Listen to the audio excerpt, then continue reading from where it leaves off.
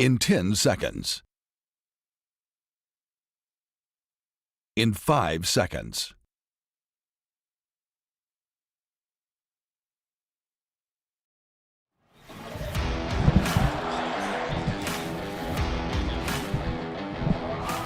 This is Elite Media Network coverage of NCAA football. Two receivers to the right, little inside screen, front of the 25, angling back to the middle of the field, at the 10, at the 5, touchdown! Touchdown, C.J. Daniels! Another brilliant play call, perfectly executed, 24 yards and a score, and Carson Beck has his 4th touchdown pass of the night. From Spartan Stadium in East Lansing, Michigan, it's a Saturday night Big Ten rivalry showdown between the 25th-ranked Michigan Wolverines and the Michigan State Spartans. Manning out of the shotgun. Weisner behind him at a pistol look. Hand off Weisner. No, Manning keeps it left side. Past midfield, down the sideline.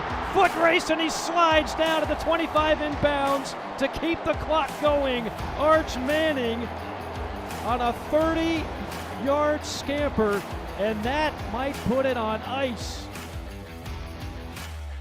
Now, here's Mike Morgan and Tom Ramsey.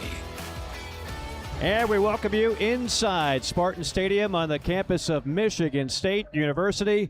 It is the 118th installment of Michigan versus Michigan State, the 73rd time they've been playing for the Paul Bunyan Trophy. Hello, everybody. I am Mike Morgan alongside Tom Ramsey, former Rose Bowl MVP. Our studio host and executive producer is Brian Dansell. We love good rivalries. We've had several of them already here on Elite Media Network, and another one here tonight as the Michigan Wolverines, ranked 25th in the country and still with a chance at a college football playoff if they went out, taking on a Michigan State team that, yes, has had a rough time in the Big Ten Conference at 0-4, but still very dangerous, as history will tell you. The last 10 times this rivalry has taken place here at Spartan Stadium, Michigan has won 5, and Michigan State has won 5. And with all that, Tom Ramsey, let's talk about the matchup within the matchup and the personnel. Michigan, with their 5-star freshman quarterback Bryce Underwood and 2 very talented backs in Haynes and Marshall.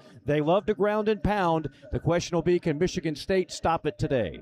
Well, and I don't think they can, quite frankly. When you get the return of Justice Haynes, think about this for a minute, Mike. He has 4 runs of 50-plus yards, 2 runs, 75-yard TDs, one against Oklahoma early in the season. But, you know, he's such a breakaway threat. They get him back. He was hurt in the SC game 2 weeks ago. And then you have Jordan Marshall, who was an MVP of a bowl game that they played last year against Alabama. And I just like their rush offense, 212 yards rushing per game, 3rd in the country. And on the flip side, when you look at Michigan State's defense, well, they just haven't been able to stop the run. And, you know, they're giving up 131 yards. They're not good on 3rd down. They're 124th in the country, giving up 46% on 3rd down conversion. So I expect Michigan to really kind of rely on their run game today, not put Bryce Underwood in a lot of difficult positions. You know, and I think this. I think Jonathan Smith is a good football coach. Yeah. I really do at Michigan State. You never know. He might have something up his sleeve tonight. They certainly hope that he does. The fans have been a little bit restless with Jonathan Smith, who, as you mentioned, did a great job in Corvallis. It's been tough sledding so far here in East Lansing, but they believe in Aiden Childs, who he brought with him from Oregon State, speaking of 5-star quarterbacks, that they've got a chance to turn into something good, but they're going to have to get some mistakes, right? Going to have to get some turnovers. Something big is going to have to happen for Sparty. Well, and I think they're going to have to go for it on 4th down in the midfield sometimes and see how Aiden Childs can perform against a tough Michigan defense. Should be a lot of fun. Sellout crowd expected tonight. Michigan State and Michigan. The Paul Bunyan Trophy is on the line. More of tonight's coverage from Elite Media Network is coming up when we come back. Brian Dansell joins us from our Elite Media Network studio as we get you set for the Wolverines and the Michigan State Spartans. This is NCAA football on Elite Media Network.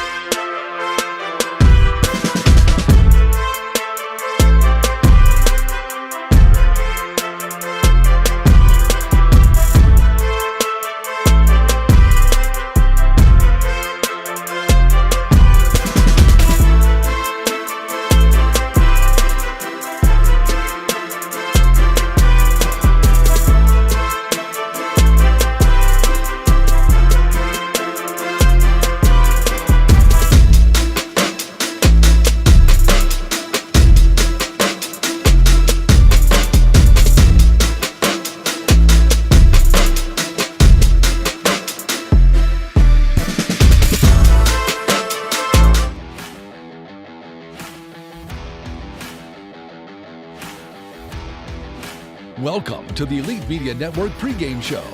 From Spartan Stadium in East Lansing, Michigan, here's Brian Dansell. On the banks of the Red Cedar, we welcome you to Spartan Stadium for tonight's game between the number 25 Michigan Wolverines and the Michigan State Spartans. This is the 118th edition of a meeting between these two schools, an in-state heated rivalry. Both head coaches this week, Sharon Moore for Michigan and Jonathan Smith for Michigan State, had a lot to say about this rivalry. Here's some takeaways from Jonathan Smith's first year a season ago. Yeah, I think living the experience, the passion of it, of the actual game, lead up and post, all of I learned that going in. I think about the preparation, using more of that fuel, that passion for our preparation, and then obviously playing with it within a disciplined approach.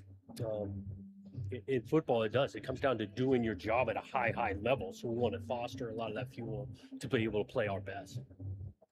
Making sure that his players understood the rivalry. These are the words that Smith used in the locker room this week.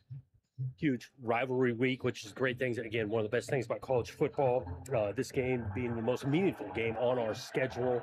This game means a ton to our players, but also former players, the program. You think about alumni, all of it. It's a very important, meaningful game, and so that creates a huge opportunity for us. Although Michigan head coach Sharon Moore has only been a head coach in one of these contests so far, his baptism into the rivalry began in 2018, otherwise known as the Devin Bush game. It's pretty intense. It's 2018. It's Devin Bush stomping on the field. So I got a quick one to that one. So I was holding Devin back while he was trying to fight half their team. So I got introduced fast. But that was a good game. So I remember we had all 4 seasons in that game. It snowed, it rained, it was sunny, it was windy, it was everything. So, but yeah, that was my introduction to the game. Was the Devin Bush and 2020 and 2018. We thank you for joining us on the Elite Media Network coverage of the 118th edition of Michigan and Michigan State on the 10th anniversary of this play. Whoa, he has trouble with the snap, and the ball is free. It's picked up by Michigan State's Jalen Watts Jackson, and he scores on the last play of the game. Unbelievable. After this, we go back to the field with Mike Morgan and Tom Ramsey for the keys to the game. This is NCAA football on Elite Media Network.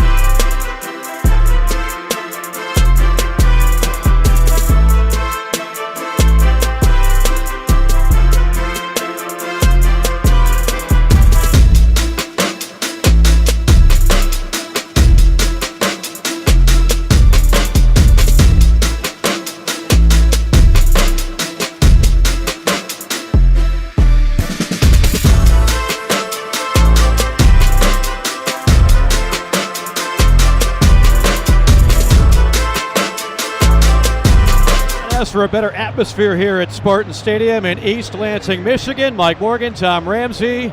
It is another installment of the Paul Bunyan Trophy, the 73rd time, the overall 118th meeting between Michigan and Michigan State. Keys to the game, Tom Ramsey, how do you see it? Here's how I see it tonight. Michigan comes in loaded for bear. They're able to run the ball against anyone, Mike. And, so I'll just say this. For Michigan State, you got to be able to stop the run. You got to be able to really be able to have your front seven match up against Michigan's front seven. And then talking to Michigan State's coaches before the game, they got to be able to run the ball and control the front seven of the Michigan defense. So I'm going to say mano-a-mano tonight for both teams.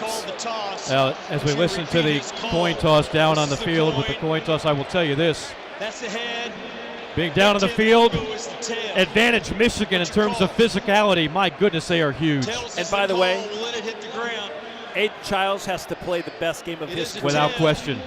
Michigan won the toss, deferred their choice to the second half. Michigan State will receive. Which goal you want to kick from? Put your backs to the goal. To start the game. I guess 75,000 people didn't have anything to do tonight, huh? South goal. There is some maize and blue here. It's not all green and white. There's no doubt about that. But obviously more Michigan State fans in attendance, a home game. And again, a number that you pointed out before we even signed on today, and that is the last 10 games in this stadium, 5-5, Michigan State. Doesn't get any more even than that. Yeah, I mean, these in-state, the rivalry games are fantastic. This game in particular, I've never worked it, and the energy on the field tonight, you could feel it. You could feel it coming, and listen, if you have maize and blue on, they're respectful, but the people in the green and white want to win, for sure. As you mentioned, a sellout crowd of 75,000 fans. They have come here in droves. They've been waiting. Very often over time, this game has been played during the day. This is a night game, a 7:30 kick here on the East Coast. I don't think that's going to take away any of the enthusiasm. Just more intake of some adult beverages for a lot of the fans that have been tailgating for about 10 hours. Right. Yeah, it's when they started at 10 a.m.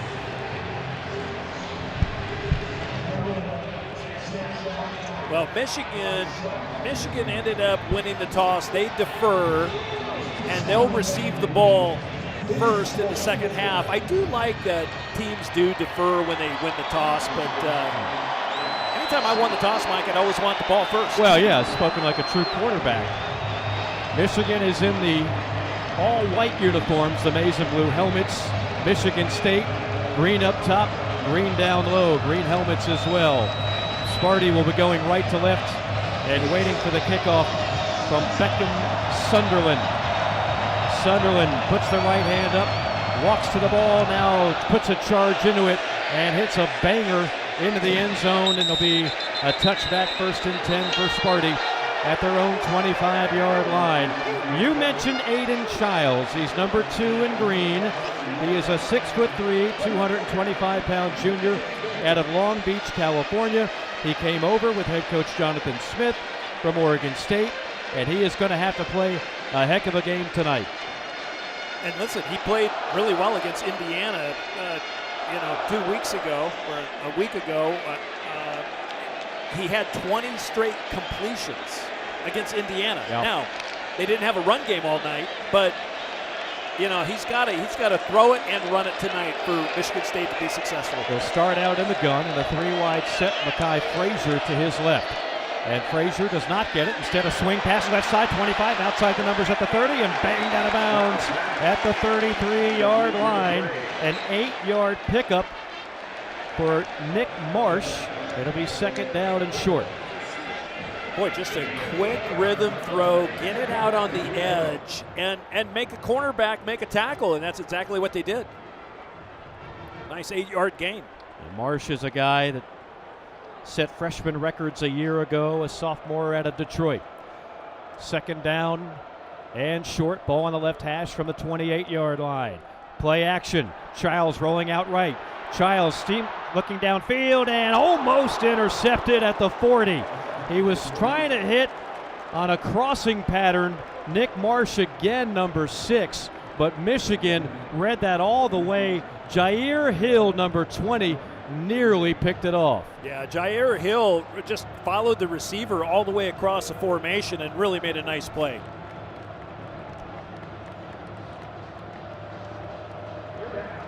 Well, 3rd down and 2, ball from the 33-yard line, ball left hash in a 4-wide formation. Out of the gun, it's Childs, empty backfield. Michigan showing 4 on the line. Snap, Childs going to keep it, probes the left side, fumbles the ball at the 35, and it's recovered by Michigan, but was he inbounds or out of bounds? I'll say inbounds. Inbounds at the 34-yard line, a recovery for the Wolverines, and the first turnover of the game. Jimmy Rolder, the linebacker, pounced on it. The field is a fumble recovered by the defense. Wow, right in front of the Michigan State bench too, Mike, and sure enough, Rolder there to make the play. Did he stay in bounds or not? That's what I couldn't tell. I think he may have. He was sliding, but I think he possessed the ball before he slid out of bounds. I think they're going to review it, though. Now, if it does hold, Michigan will be setting up shop at the Sparty 34-yard line. It will hold up.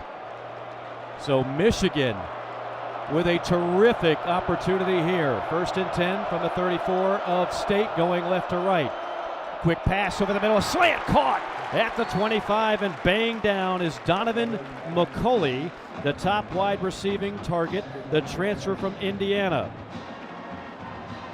And that'll set up a 2nd down and a yard. Ball in the middle of the hashes at the 25 of Michigan State. We're just underway here in East Lansing. A turnover by the Spartans. 2nd and 1. Underwood out of the shotgun, the highly touted freshman. Handoff straight up the gut, and that'll be a couple yards gobbled up for the 1st down. Justice Haynes is back, and that is huge news for Michigan. He is one of the best in the country. Not so good news for the Michigan State Not at all, defense, yes. because Justice Haynes, he sat out last week. He got hurt against SC 2 weeks ago, and he just has been dynamic, running inside and outside. He runs the power zone, he'll run sweep, and he gets the tough yards, and then he can break away at any time. A back to the each side of Underwood. He hands it off to Haynes straight up the gut, and Haynes takes it out to the 20-yard line. Haynes came in averaging 7.5 yards per carry. Yeah, and you and I were talking before the game, watching the running backs warm up. I mean, they might have the best 1-2 punch in the game this year between Justice Haynes and Jordan Marshall. I mean, they're 2 fantastic backs. They are special. 22 is Haynes, 23 is Marshall. Haynes stays in the game to the right of Underwood, make it to the left of Underwood in the gun. 2nd down and 8 from the 20 of Sparty. Snap, 4-man rush. Clean pocket, fires, far side, complete, and then immediately tackled at the 15. Forward progress will give the Wolverines the 15-yard line. That's the true freshman Andrew Marsh, who is brought down by Joshua Eaton. Joshua Eaton, their number 1 corner, and it's 3rd and short. And they have an injured Spartan down on the field at the 18-yard line. And that's 55, Ben Roberts, the defensive tackle, getting some extra attention. And I imagine they'll take a timeout here with 12:20 to go in the 1st quarter. No score, but Michigan knocking on the door. This is NCAA football on Elite Media Network.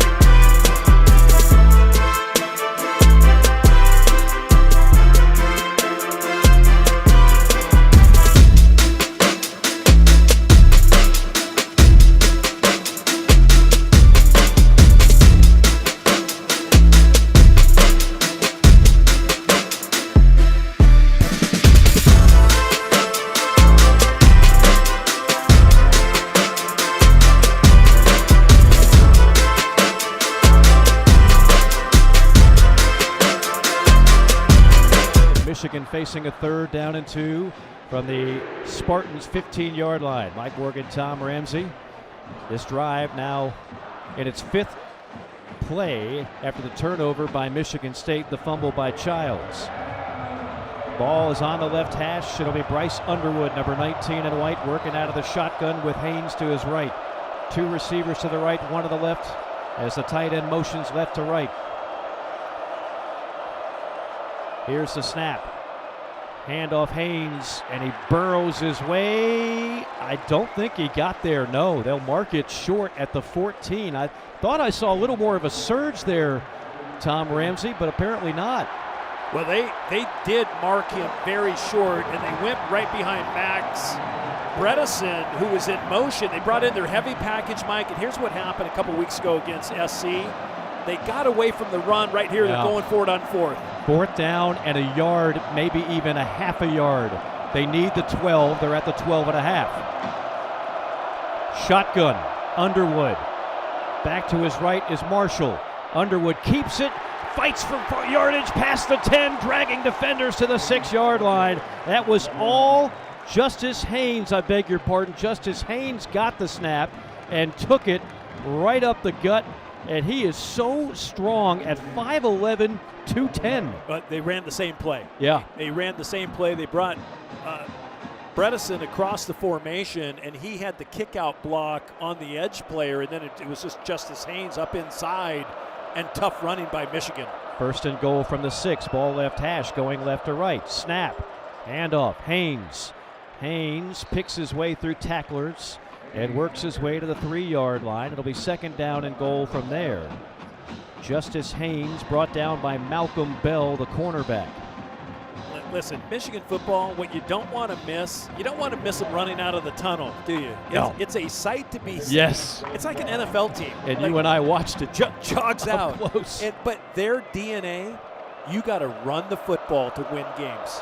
8th play of the drive, 2nd down and goal from the 3. It's Underwood.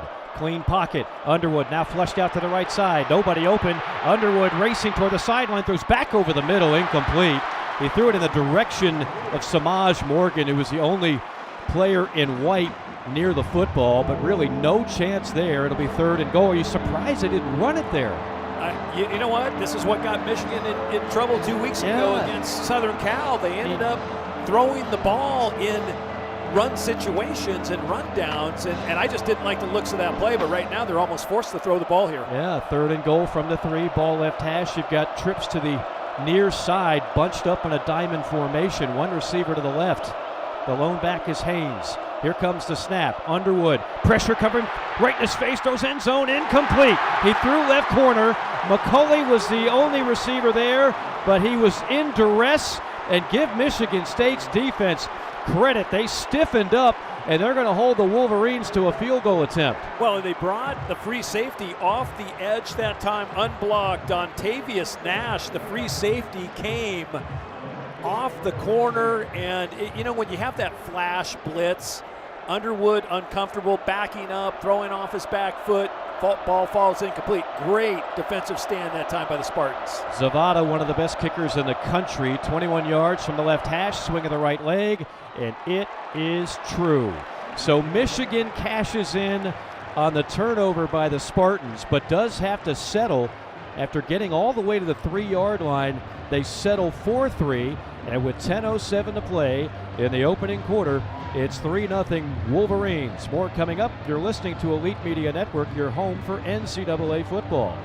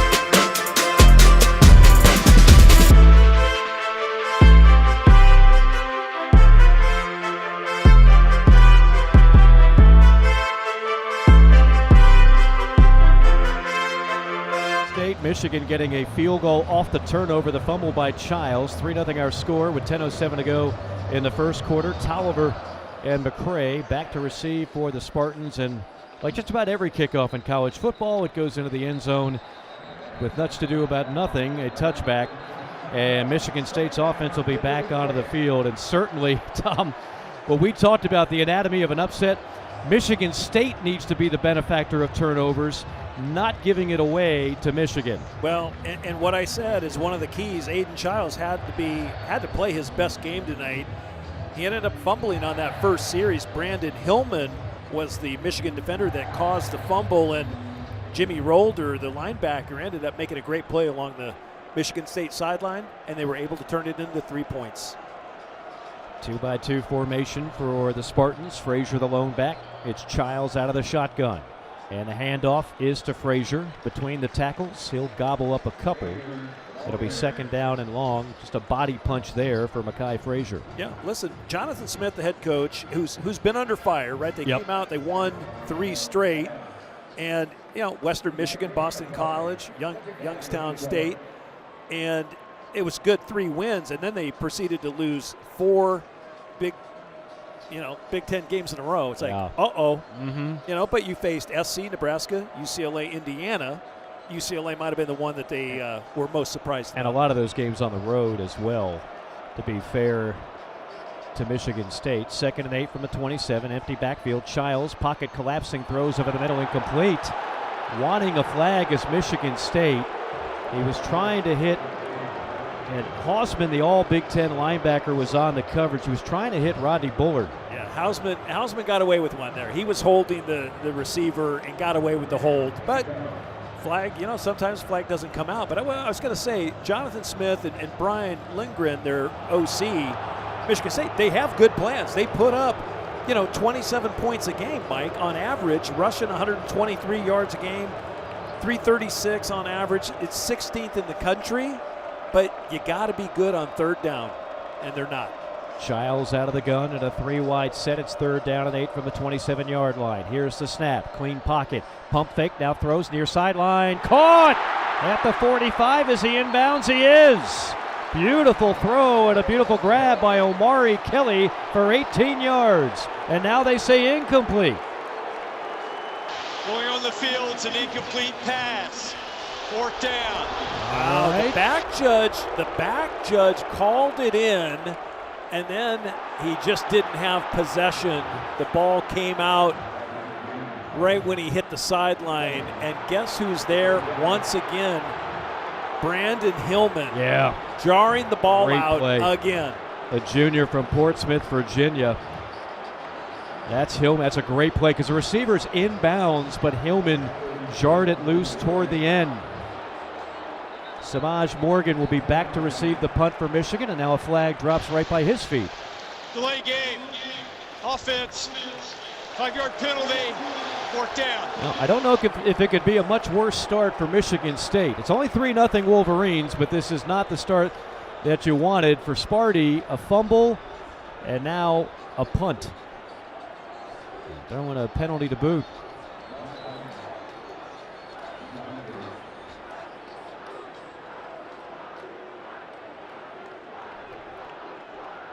The punter is Martin Connington. And another penalty flag.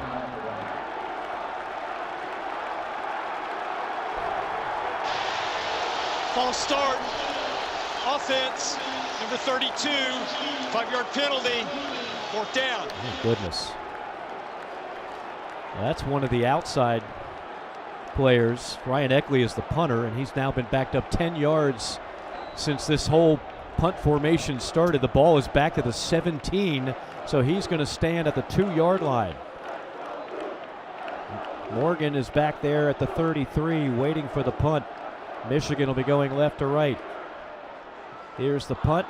It's a beauty. Spiraling kick, backs up Morgan. Catches at the 31, drifting to the left side, trying to get outside the numbers at the 30 before he turns it upfield and then knocked down at the 32-yard line. So a 52-yard punt and a minimal return will give Michigan the football 1st and 10 from their own 32 and leading it 3-0. Well, that was a very good punt by Eckley, and exceptional coverage that time by Sparty getting down the field, and they ended up turning and flipping the field. Yep. Right there. Yeah. Yeah, Michigan State could use a big play on defense here. The defense held the Wolverines to a field goal after giving Michigan the ball in plus territory with a fumble by the quarterback Childs. Yeah. So Underwood back on the field for this Michigan offense, and we'll see if we get a steady dose of Justice Haynes, who's back from injury. Instead, it's going to be play action, right side, throws near side, caught at the 45 of Michigan State. Wide open was the true freshman Andrew Marsh, and if that ball's a little bit lower and he doesn't have to twist his body, he's probably got a house call 23 yards. Yeah, that was a heck of a throw. They're going tempo here, but Marsh, wow, what a catch. On first down, Underwood looking to throw again. Deep ball up the seam and incomplete. Covered fairly well on the play by Joshua Eaton. Eaton had step-for-step coverage on McCulley, number 1 for Michigan. Well, that'll make it 2nd and 10 from the Sparty 46-yard line. Well, Bryce Underwood, when you watch him throw the ball, he's very talented. He's got all the throws. He's got the short throw, intermediate throw, long throw right there, trying to take a shot down the field. I like the play call on first down. Just take a shot. Haynes on first down, behind the push to the right side of that offensive line. Just a yard, though, to the 45, maybe the 44. It's going to be 3rd down and long for the Wolverines. Yeah, and you're behind the chains now, Mike. You're in an absolute passing situation. They're going to go, again, 3 wides, actually 4 wides, a 1-by-3 with 3 to the wide side, and just trying to, they have Haynes in the backfield. He's a free release guy too. Klein and Marshall, the 2 tight ends, both in on this pattern.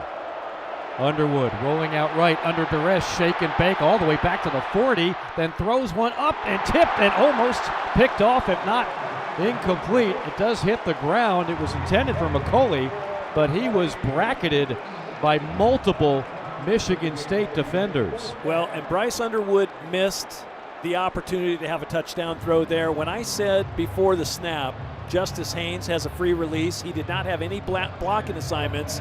He just kind of bled out, released late, and went to the wide side, Mike. And guess who was standing all alone with no one within 30 yards of him? Justice Haynes, but Underwood scrambled to the short side of the field, had to throw it away. And threw it in triple coverage. The punt here by Hollenbeck. It'll reach the end zone. It'll be a touchback. Michigan State will take over 1st and 10 from their own 20-yard line. 3-0. Michigan leading Michigan State, and a great rivalry game here in East Lansing. A quick timeout. This is NCAA football on Elite Media Network. Palm Casual Patio.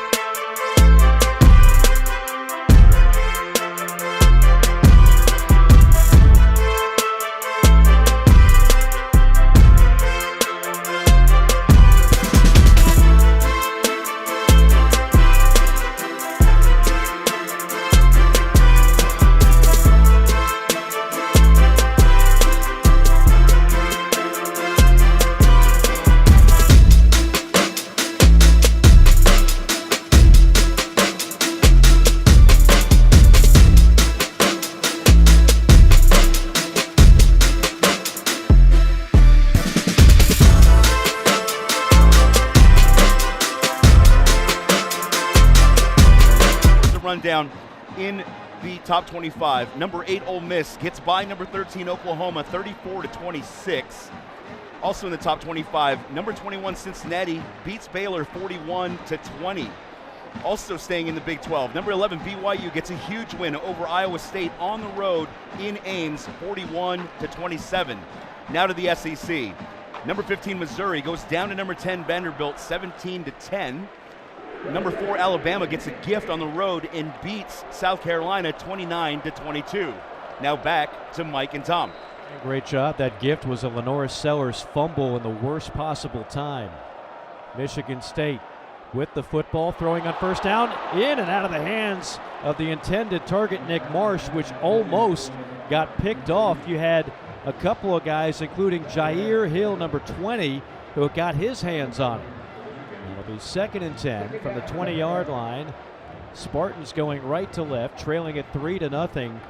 Childs has missed his last 4 throws. He's now 1 for 5, 8 yards and a fumble. This Michigan defense is salty, and they have been problematic for Childs thus far. 2nd and 10. Childs, clean pocket, deep ball, near sideline, incomplete. Step-for-step coverage. Nick Marsh was absolutely shadowed by Jair Hill.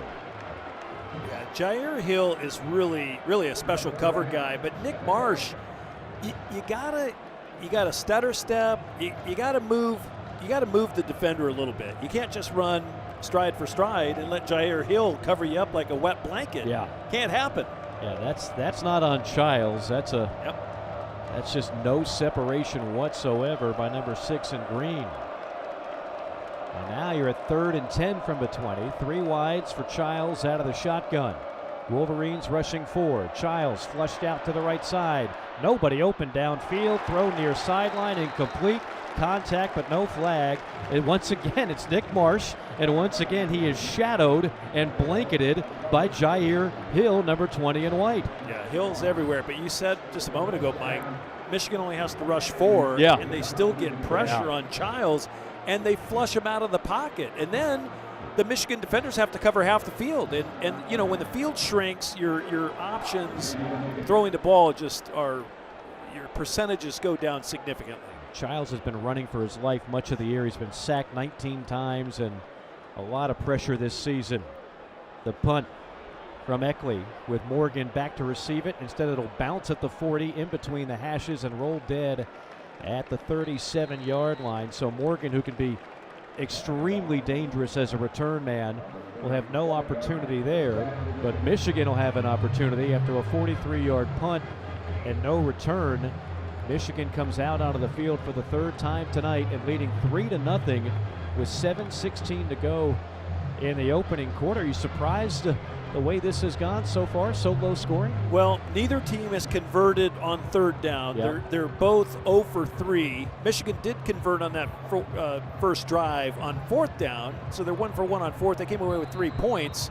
But, you know, if you're Michigan right here, get back to what you do best. Pound the football, intersperse some throws, but give it to your running back. It's going to be Marshall in a tailback this time getting the call. And runs it between the tackles for a pickup of a couple. Yeah, when Michigan's running the ball effectively, Mike, they're eating clock. And, you know, I always say clock management begins at the opening kickoff. You really just have to begin to play the entire game just right from the get-go. And Michigan has done a very good job most games at controlling the clock as well as the line of scrimmage. 2nd down and 8, 2 tight end set, throw near big far sideline, incomplete, and there are 2 penalty flags on that one. The ball was headed perhaps toward the Michigan bench, but McCulley was close enough to it, and he was interfered with by Malcolm Bell. Pass interference, defense, number 14, 15-yard penalty, 1st down. Now, the crowd's upset because they wanted that call on the other end, but this one was pretty egregious. Well, you know, I was going to say, Michigan, I would run the ball, right? But all of a sudden they're throwing it, so they get away from what they do best, and they throw a 50-50 ball, and they draw a flag. Right. I'm not the play caller. That'll put them in plus territory. at the state 45-yard line. Ball in the middle of the hashes going to our right. Shotgun snap. Little end around to the far side, breaking a tackle at the 40 and down to the 39-yard line is Samaj Morgan. Morgan came from the right side of the formation, got it, went left. Jordan Hall made the tackle after a 6-yard gain. Yeah, a little razzle, a little dazzle. It's good. And I thought it was a good play call, creative at midfield. They tried to catch the Michigan State backside sleeping, but Michigan State stayed home. Bredesen, their utility Swiss Army knife fullback in the game, as well as the tight end Marlon Klein. Two receivers to the right. Underwood, shotgun, handoff, and behind the left side of that line all the way to the 34-yard line is Jordan Marshall. The beef on the left side of that line paved the way for a 5-yard gain. Yeah, well, Max Bredesen, he is the true utility guy. 6'2", 250. Call him an H-back, call him a fullback. I call him an extra tight end. Yeah. And, oh, by the way, his brother Ben, offensive guard at the Tampa Bay Buccaneers. Ah, not bad. Well, you and I were on the field and listening to him, let's just say, get his team hyped up. Motivated. I can't say the words that he used to do such. Rather salty language, but you get the idea. He's intense. So is Michigan running the ball back to doing what they do best. Jordan Marshall trucking defenders and taking the Michigan State defense for a ride of 7 yards. And you know what Bredesen just did to the defender he blocked? That? He just pancaked him. He just pancaked number 10, Wayne Matthews, and then he got up talking too. Yeah, oh yeah, he's not afraid to talk. 6'2", 250 pounds out of Heartland, Wisconsin, number 44 in white. Second down and short. Rolling out right, Underwood. He's got one in the pattern. That's where he's going. Deep ball, end zone, and out of the end zone. Now a penalty flag comes. I don't think that ball was catchable for Andrew Marsh, who was interfered with, but that ball went about 7 yards past the end line. Malcolm Bell is on the coverage. He's the guilty party. It would be his second PI call. Well, it's not. They should pick up the flag because the ball was clearly 7 yards out of bounds. Yeah. Uncatchable. Pick up the flag, Ralph. Manute Bowl doesn't catch this. There is no foul for pass interference. Pass is uncatchable. Every now and then we get one right, Tom Ramsey. Yeah, well, don't ask me what a catch is, but I will tell you I can decipher sometimes what a penalty is not. Yeah, that definitely needed to be picked up. It has been. So now it's third down and 3. Ball spotted 27 of Michigan State. Middle of the hashes. Bredesen back in the game. Justice Haynes at tailback. He's to the right of Underwood out of the shotgun with a 3-wide set. Snap, rolling out right. Going back to the left side. Haynes catches it at the 31. Gets outside the numbers 35, 20, 15. Gets a block and shoved out of bounds at the 13-yard line. A beautifully designed play. Hall on the tackle, but not before. 14 yards and a first down. Well, a brilliant play call that time. But Chip Lindsey, let's give him credit. They end up rolling right away from the blitz that was coming from the backside. And then they run screen, slow screen, by the way, to the backside. And then he just picked up just a bevy of blockers out in front of him. 3 tight ends on 1st and 10 from a 13 of Michigan State going to our right. Snap. Underwood keeps it going left, has a blocker at the 10, down the sideline, touchdown! Touchdown Michigan as Bryce Underwood bounced outside, turned on the Jets, and finds pay dirt for the Wolverines, who are an extra point away from a 10-0 lead. Well, you see, boy, he's a dynamic runner, and he can throw it all over the field, but that was special right there by Bryce Underwood. People 6'4", 225, not supposed to run that fast. And when he steps on the gas. Goodness, that's an extra gear. Yeah. That is an extra gear. Why, he was the #1 recruit in the country. Initially, an LSU Tiger changed his mind. Extra point is hammered home by Zavada. Tell you what else changed his mind? A few Benjamins. Yeah. Well, that tends to be the case these days, as you know. Yeah, Tom Brady made a couple calls, and then all of a sudden, the Brinks truck showed up, Mike. Beep, beep. 7-play drive, 63 yards, 3:18 off the clock, and Michigan leading Michigan State 10-0 with 3:58 to go first quarter. You are listening to Elite Media Network, your home for NCAA football. Palm Casual Patio.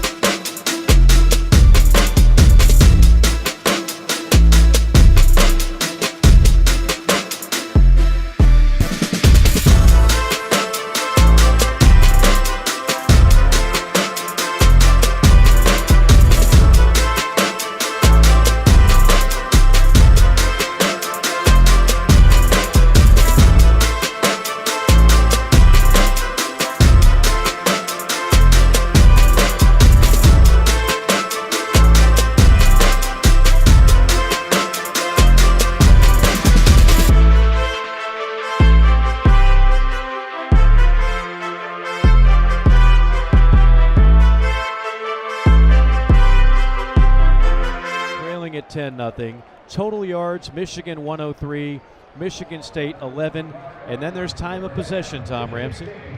Boy, time of possession is just, right now it's snow blinding. It's over almost 9 minutes for Michigan to 2 minutes and some change for Michigan State. And if you're Michigan State, what do you have to do? You have to be able to run the ball. And whether you run inside or outside, that is the challenge, and Michigan's front seven is just really darn good. 2-by-2 set for Childs with Frazier to his right. Snap, handoff Frazier, wiggling back toward the middle of the field and gobbling up 5 yards when it looked like not much was there. Good-looking run there by the sophomore out of McKinney, Texas. And you know what I like about Michigan's defense? Besides just the talented athletes, their coach is Wink Martindale, the defensive coordinator, right? Longtime NFL guy. And then Lou Esposito, their D-line coach. You and I were watching the D linemen they about took the goalpost down. Yeah. Warming up and hitting the goalpost. That can't be legal in pregame. I stayed away. I felt a potential injury coming on, and I'm not playing. Big hole left side, but a penalty flag as Frazier makes it to the 37, but a good chance this will be coming back. You mentioned that defense for Michigan. Remember, last year they held Ohio State to 10 Personal points. foul, illegal helmet contact, hands to the face, offense, number 72. 15-yard penalty, first down. That's even worse. Down. That's even worse than I thought. That's Caleb Carter, the fifth-year senior. But you know what Lou Esposito told me? What's that? Line coach. I said, hey, how's everything going? He goes, I said, how's the family? Good. He goes, oh, my son just committed to Michigan. D-line, Yeah. 6'5", 290, and he's 16 years old. I'm like, Lou, what are you feeding your kid? I know, man. Man. They grow them big in Ann Wow. Arbor, that's for sure. Remember, Ohio State won the national championship last year with the best offense in college football. Michigan held that team to 10 points. Remarkable. They lost some great players, but they're still stout again on the defensive side of the ball. 2nd and 17 from the 18. Childs, pocket crumbles, and Childs goes down at the 4-yard line. Jimmy Rolder, number 30, who has had an active first half, a loss of 14 yards on the play. Well, and you know what I like about Michigan? Listen, I don't like Michigan, but I respect their program, and what Jim Harbaugh brought back was the tradition of Michigan football, and Sharon Moore has just layered on top of what Harbaugh built. 3rd and 29, they'll go conservative and just run it up the left hash and down to the 14. That'll draw some boos from the hometown faithful. It's going to be the 3rd punt for Michigan State. 3 punts and a fumble. By the way, you're being kind. In the green room, you said, I loathe Michigan. I think was your exact quote Now. as a former Bruin. Kids are listening. I just have a little disdain. Of course, now you're all in the same conference anyway. I don't even know. That's right. You know, what's up is down, what's down is up.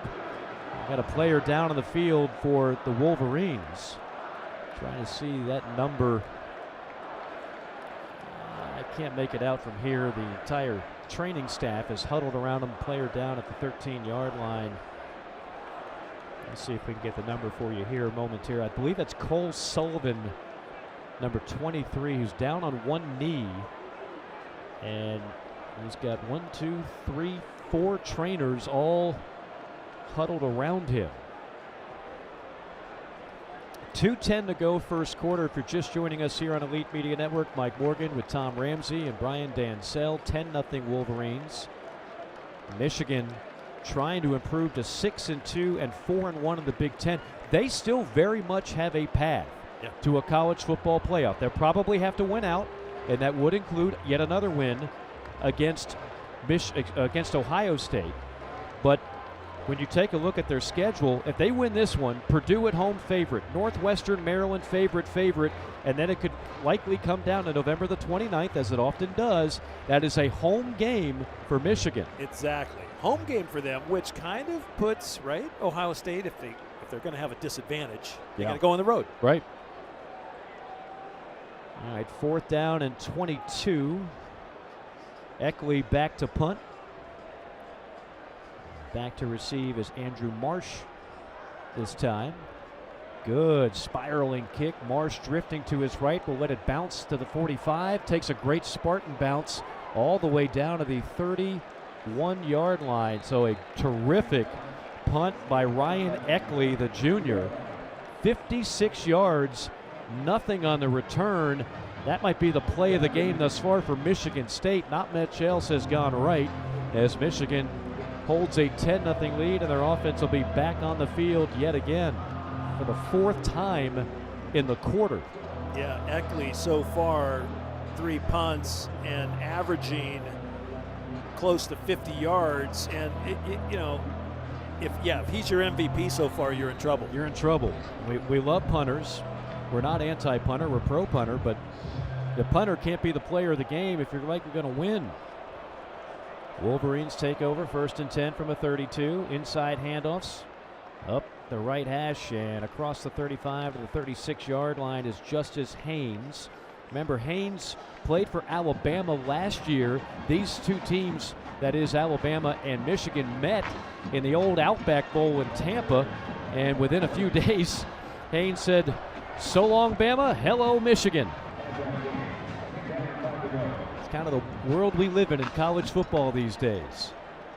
2nd and 5 from the 37. Ball right hash going left to right. It's Underwood out of the shotgun and a 3-wide set. Sparty sends 6 in the box. Haynes runs it. Penalty flag falls as Haynes drops to the 40-yard line. This one will likely be coming back. Holding, offense, number 51, 10-yard penalty, 2nd down. That's Greg Crippen, the center. Kind of hard for the center to get away with a holding call, isn't it? Yeah, and they've had some changes in that offensive line, but I do like how athletic they are. But you know what they want to do to you, Mike? They want to get you in a phone booth and just pound you and not let you out. Yeah. And that's kind of from tackle to tackle. The tackles go, one's 295, the other one's, 315. They're big men. On 2nd and 15, little receiver screen, which is through the hands of McCulley, incomplete. They tried a little tunnel screen, and if he holds on, he's got some blockers there, but could not hold on to the throw from Underwood. Well, and Bryce Underwood that time, what he'll learn is take a little smoke off the fastball. Yeah, he overcooked it, didn't he? So now you got a 3rd and 15 for 27. Big play here for Michigan State's defense. Trying to keep them in this one, trailing 10-0. Could be the final play of the quarter, 43 seconds to go. Snap. Handoff right side. Down to the 31-yard line is Haynes. And that's going to take Michigan to a punting situation here on 4th and 10. And they can let the final 30 seconds here just tick off the clock. And I'd imagine that's exactly what they'll do. A first quarter that has been dominated by Michigan. No fault of Michigan State's defense. They've held their own pretty well here, despite playing some short fields. But as the final 10 seconds tickle, no, they will punt it. I beg your pardon. The punt is off. And it'll drift all the way to the left side. Caught at the 15, wiggling his way past the 25, and weaving to the 27-yard line is Omari Kelly. That's the end of the first quarter. Timeout on the field. A little surprised Michigan punted that one away. Didn't have to. So the second quarter will start things off with a Michigan State drive in good territory. 10-0, Michigan leading Michigan State, and you are listening to Elite Media Network, your home for NCAA football.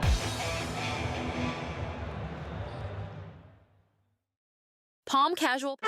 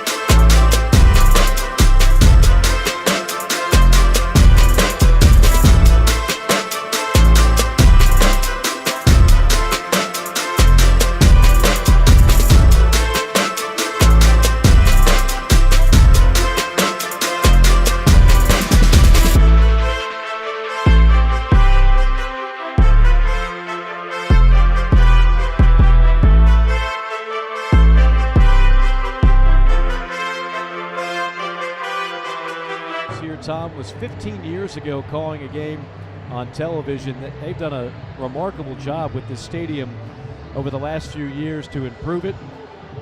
Would you say this seated? 75,000 now, and not an empty seat in the house. A little bit of maize and blue sprinkled into a whole lot of Spartan green here. It's Michigan 10, it's Michigan State nothing. Mike Morgan, Tom Ramsey, Brian Dansell. We want to thank all of you tuning in on Elite Media Network, both on iHeart, TuneIn, and affiliates across this great country of ours.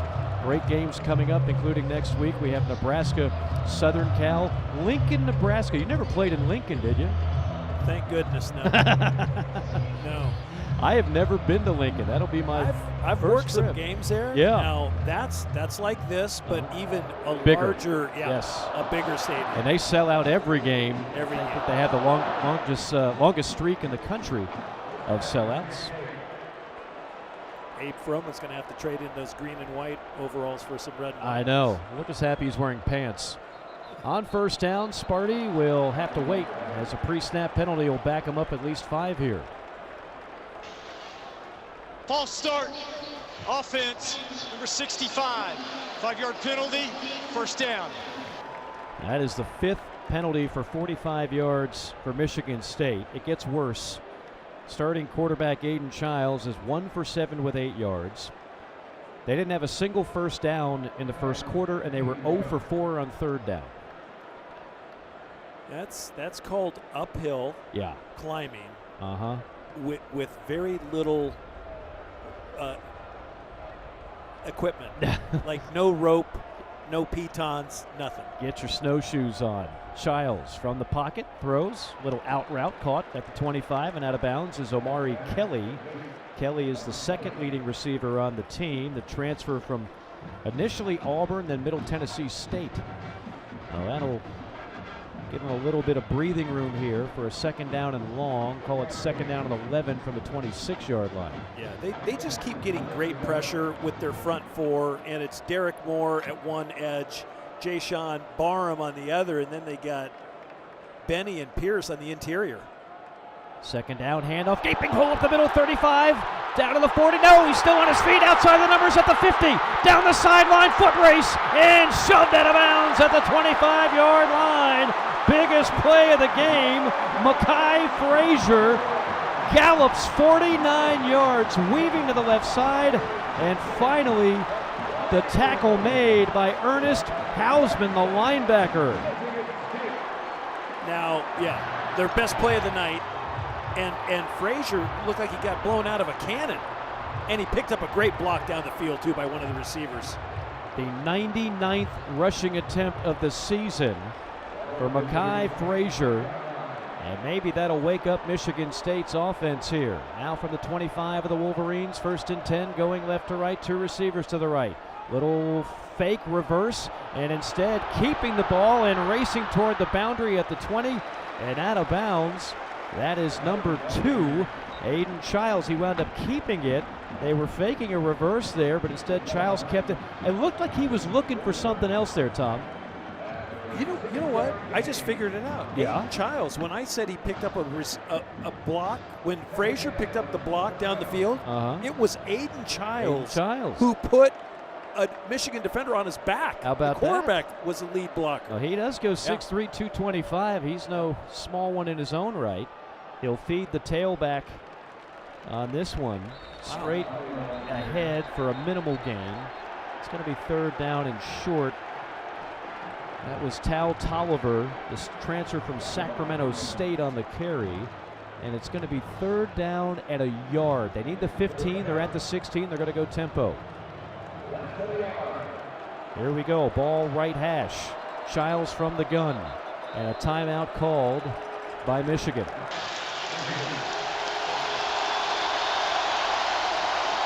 Charge timeout. Michigan, their first. 30-second timeout.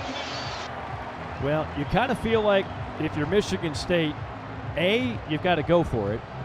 B, you better convert here because trailing 10-0, the offense did very little before this drive. You get the big run by Frazier, but man, oh man, you better find a way to squeeze out a yard here. Well, Michigan State has 1 first down on the night, so yeah, this would be very important. But Mike, the moment I sing the praises of the defensive line right. of Michigan, they get blown off the ball. Get gashed, yeah. And they have, Michigan State has a couple great plays. And boy, I tell you what, Mekhi Frazier, you know, he has over 400 yards on the season rushing. Last week he had a minus, well, not a good day. 7 rushes for a yard. Yeah. That's almost, let's just say not much. It's not much. Minuscule at best. But right here, I'd imagine he'd get the ball here. It's Brandon Tullis in an I formation. It's going to be Childs keeping it straight ahead over the top of the pile, right over the center and past the marker for a first down. He needed the 15. He got the 14 and a half. Athletic play by Aiden Childs. Move the chains. Sparty in business.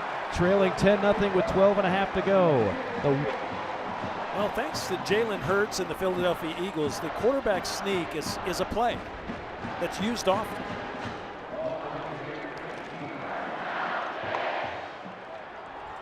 (10-0) Wolverines on the march as Michigan State from the 14 and a half. It's first down. They stay in the eye. Tal Tolliver. Make it Frazier dots the eye behind the fullback Jay Coyne, number 44 in green. Snap, handoff, spinning in the backfield at the 15, breaking a tackle at the 10, and wrangled down at the 4-yard line by T.J. Metcalf. A touchdown-saving tackle as Frazier put on a display on a 10-yard highlight run. Well, what's remarkable, Mike, 2 things. One, you mentioned I formation, which would be the quarterback under center, yes, and a fullback and a tailback. And for our listeners, it's something you don't see anymore. No. But a very well-rehearsed play, well blocked, and a great 10-yard run by Frazier. But the fullbacks are becoming extinct, but we've got a couple here today. First and goal from the 4-yard line. The lone back is Frazier. They'll feed him. Frazier probes the right side, cuts it back in the middle, and dives forward to about the 2.5-yard line. Michigan. Rolling on the field, the runner was down, second down. Michigan was trying to claim a fumble, but nobody else moved. Michigan State clearly knew it was down. It'll be second and goal from the 2.5. Well, Michigan came into the game +9 in turnover margin, which ranks them second in the country coming into this game. So they average 1.25 turnovers per game. 8th play of the drive. Tal Tolliver now in a tailback, 7 yards behind Childs, working under center. Now Childs backs up in the gun. Tal Tolliver to his right. And a penalty flag thrown all the way from the end zone. Is that delay? Charge timeout, Michigan State, they're first. No. A 30-second timeout. I wasn't lying. There was a flag called. If the timeout didn't get called, it would have been a delay, but Michigan State gets awarded the timeout with 10:24 to go. We'll keep it here. It's Michigan State facing a second and goal from the 2.5. Michigan leading at 10-0. Michigan has dominated this game from the opening kickoff. However, a huge run by Mekhi Frazier sparking this drive for Sparty and a chance to make it a 3-point game here. Yeah, Sparty did. Mekhi Frazier reeling off that 49-yard burst and really kind of gave them the shot in the arm they needed. Listen, they get on the board here. They get 7, Mike. You know, 10-7 game in a rivalry game? Yeah. You're right where you want to be. Well, and you'll get the crowd, which is electric. They're just waiting for something to cheer for here. If Michigan State can find the end zone, it'll be rowdy at Spartan Stadium. Tal Tolliver back in at tailback. Sidecar left to Aiden Childs. 2 receivers to his right, ball right hash. Here's the snap. They fake the Tal Tolliver. Little jet action to the left side, and Michigan read it and brought him down at the 2-yard line. That's Krishan McCray coming from his wide receiver spot and getting the jet sweep action, but a flag is down again. He made it all the way to the 1. Might have a personal foul in there. They're getting pretty chippy. It was definitely late. I like the play call.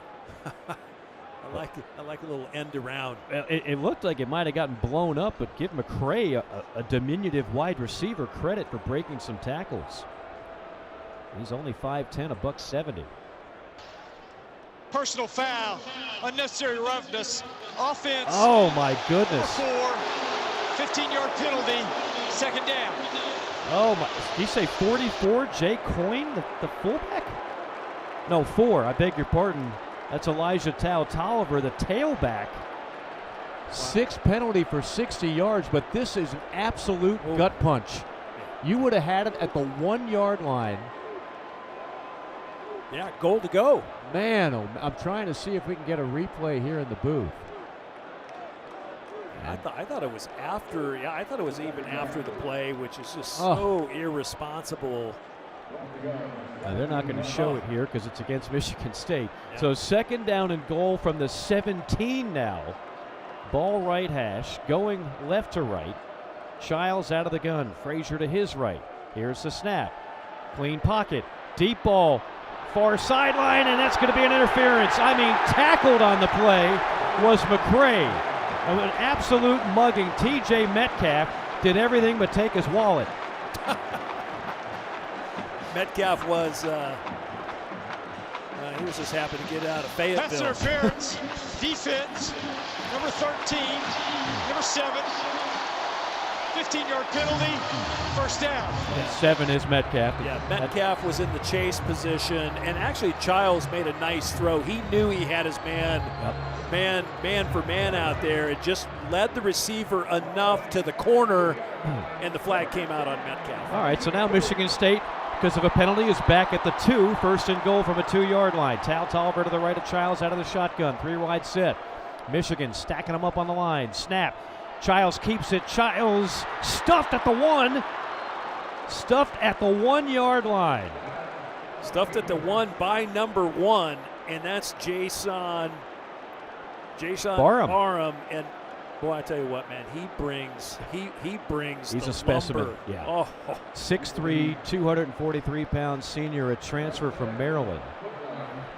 And he'll go in the NFL draft next spring in the first 2 rounds. This spot is even better than I thought, Tom. I mean, they are 6 inches away. Tullis dots the I. Coyne, the fullback, ahead of him. Childs under center. Jumbo set. Childs keeps it. Childs pushing, and marked short.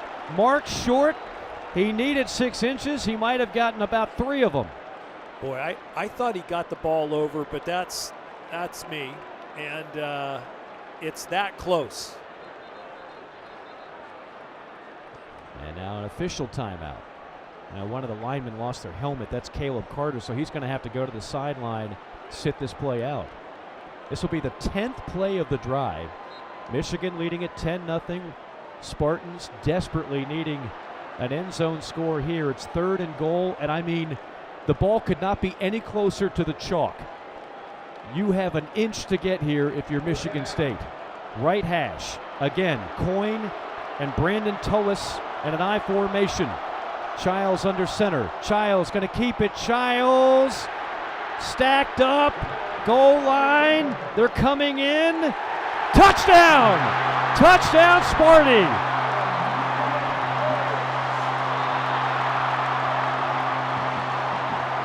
A late penalty flag. The key word being late after the touchdown. Yeah, it's going to be a taunting call of Michigan State. They were celebrating on top of the Michigan defender. Yeah. So that will sometimes draw the ear of your opponent. Well, how about the drive? 10 plays, 73 yards, 4:36 off the clock. The key play, the 49-yard gallop by Mekhi Frazier. And then Childs, who tried the same play about 3 times, finally got just enough push to get it over the goal line. Well, Mike, you said it. They got, all of a sudden, you got After 75,000 people. Unsportsmanlike conduct, offense, number 77 with late action after the play. His first of the game, 15-yard penalty assessed on the kickoff. Well, so that goes. Andrew Dennis, an extra offensive lineman in the game. Yeah, he came in when Moore went out because of the helmet coming off. That's right. but he was excited. He was and all of a sudden, he's excited as 75,000 people wanting to cheer, and they were finally, let out of the cannon. Yeah, this crowd has been waiting for something to be exuberant about. They just got it. The extra point splits the uprights. That's Connington, who is now 16 of 17 on PATs. A drive to remember if you're Michigan State, and we got ourselves a ball game here in East Lansing. 8:24 to go in the first half. It's the Wolverines 10, and it's the Spartans 7. Quick timeout here. This is the NCAA on Elite Media Network.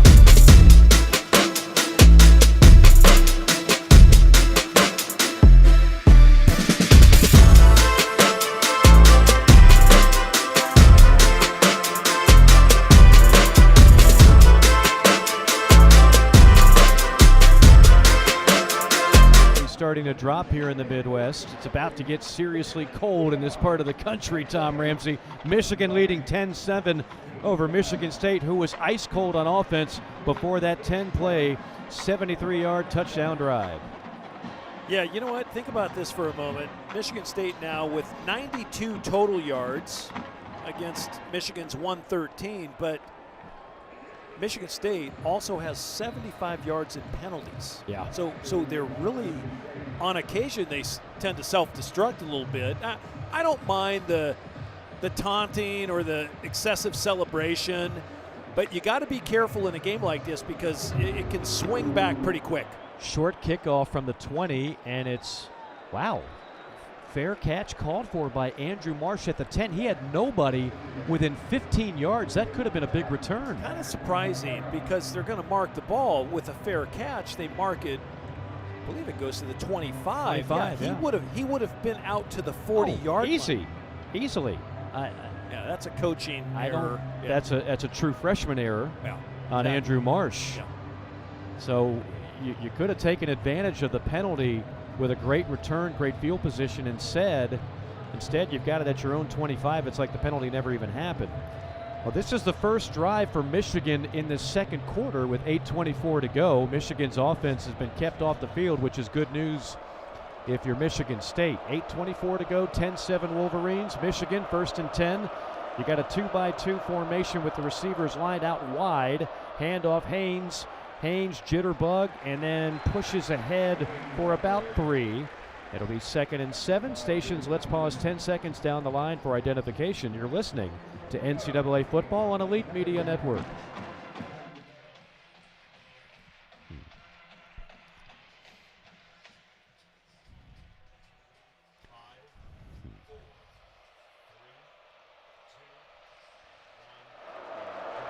12 personnel in for Michigan with a couple of tight ends. It's going to be Underwood running right side and then having an awkward dive right along the boundary far side at the 34-yard line, just shy of the marker, a gain of 6. It'll be 3rd down and 1 for Michigan. Wolverines quickly set up here. Jumbo set, tight formation. Haynes, the lone back. They're allowing ample substitutions now for Michigan State. Yeah, and you know what? That's smart play by Michigan State. They get to look at the formation. They run some guys on and off the field, and then they bring in their heavy package to protect against the inside run. 3rd and 1. High snap over the head of Underwood. Underwood pounces on it at the 17-yard line. A bad snap by the center, Greg Crippen, and it's a loss of 14 on the play.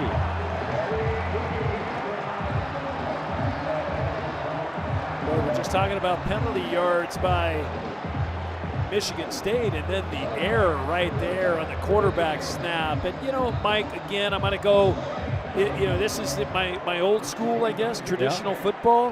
Get under center and take the snap from center and just lunge ahead and get the yard. It's like it doesn't even exist anymore.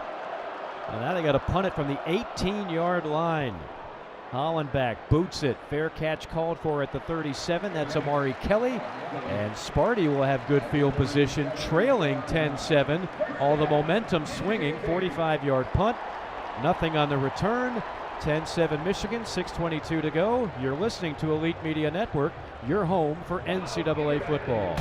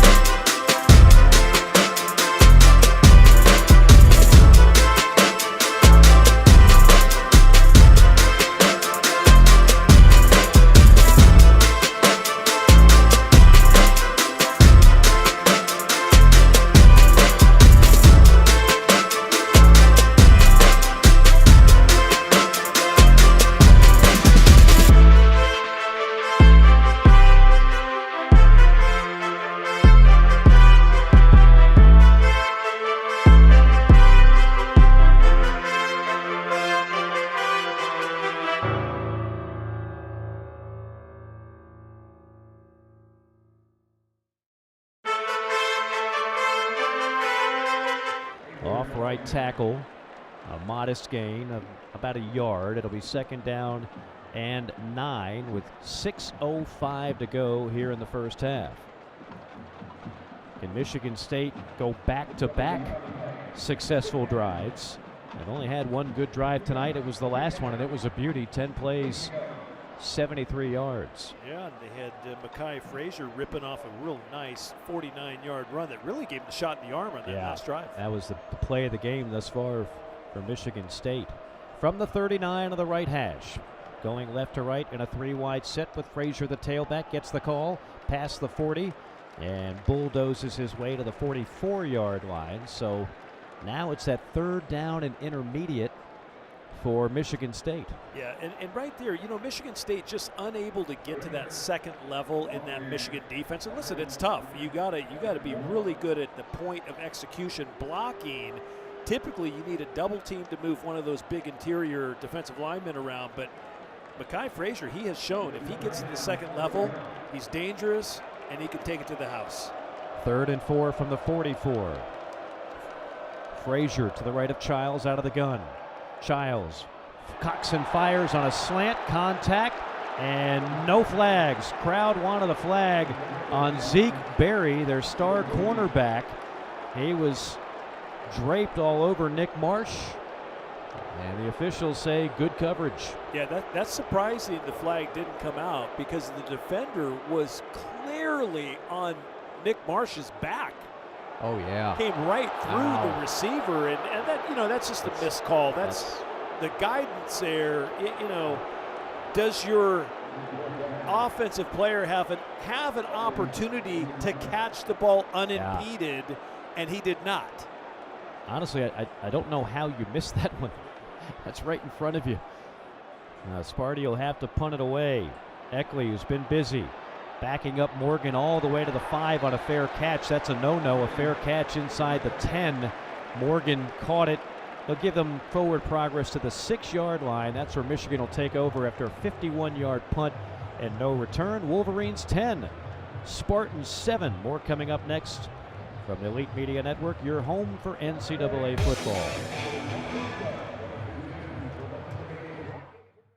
Palm Casual Patio Furniture is ready to give the outdoor game day viewing space at your home the attention it needs. We are the factory. In business since 1979, our 30-day trial period assures customers they are getting the guarantees they deserve. Find us across the Southeast in Florida, Georgia, and the Carolinas.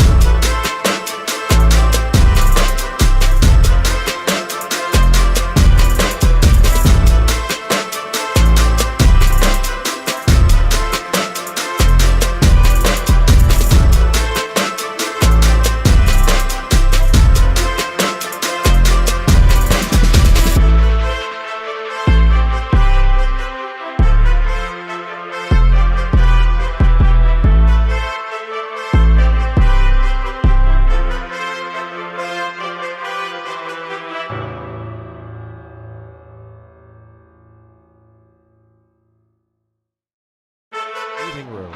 10-7 Wolverines, 4.5 to play in the first half.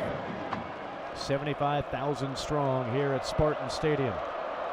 Underwood out of the shotgun of the 3-wide set. Snap, handoff, and finding a crease on the left side of that offensive line out to the 13-yard line is Jordan Marshall. So it'll be third down and a couple. Yeah, tonight Michigan only 1 of 6 on third down. Mike, this is an obvious rundown, but third and short with 4 minutes now, under 4 minutes, 3:46 and counting. They're really in no hurry. Yeah. And I would, if they get a first down here, let's see how they operate. I would imagine they'd go full tempo and really start running their full offense. They're only 1 of 6 on third downs. Third down, call it 2. From the 13, snap, handoff, and burrowing his way to the 17-yard line as Marshall moved the chains for Michigan. Well, I like when they bring in Bredesen. He moves the pile. Yeah, does he big, ever. Big number 44, H-back, call him fullback, call him tight end, but call him productive. Yeah, he's ultra productive. 2-by-2 formation here with Underwood out of the shotgun. 1st and 10 from the 17. Marshall to the right of Underwood. Snap. Underwood settles in the pocket, fires a dart near sideline, incomplete at the 35, intended for McCulley. But McCulley was covered well on the play by Malcolm Bell. I don't know if they're going after Malcolm Bell, if it just kind of worked out that way, but we've called Malcolm Bell's name a number of times tonight. Yeah, they're picking on Malcolm Bell. Yeah. is what's happening. And when you go 2-by-2, you kind of, they're essentially in 5 wide. Right. They're just spreading everyone out, and it creates a cleaner picture for Bryce Underwood. 2nd and 10. Underwood. Handoff, trying to get to the edge, can't do it. Stopped and dropped by Wayne Matthews. Marshall could not find any daylight there. Michigan State defended it well. It's another third down. Wolverines 2 of 7 on third down. This is 3rd and 9 from the 18. Well, I like the effort. I like the effort by Michigan State's defense right now. Sparty is getting a little bit loose, and I got to tell you, the fans are in it. Haynes comes back in at tailback. They go trips far side and a 4-wide set. Let's see if Sparty dials up some pressure here. They do. Here they come. Corner blitz, and it's caught underneath, but that goes nowhere. Buried at the 19 is Justice Haynes, but a corner blitz by Michigan State. Hurried up the throw. That was Malcolm Bell who got the hit on Bryce Underwood. Big time call by Michigan State, and Michigan will have to punt it when we come back. 2-minute timeout here in East Lansing. 10-7 Wolverines. More coming up from the field here at Spartan Stadium. You're listening to Elite Media Network, your home for NCAA football.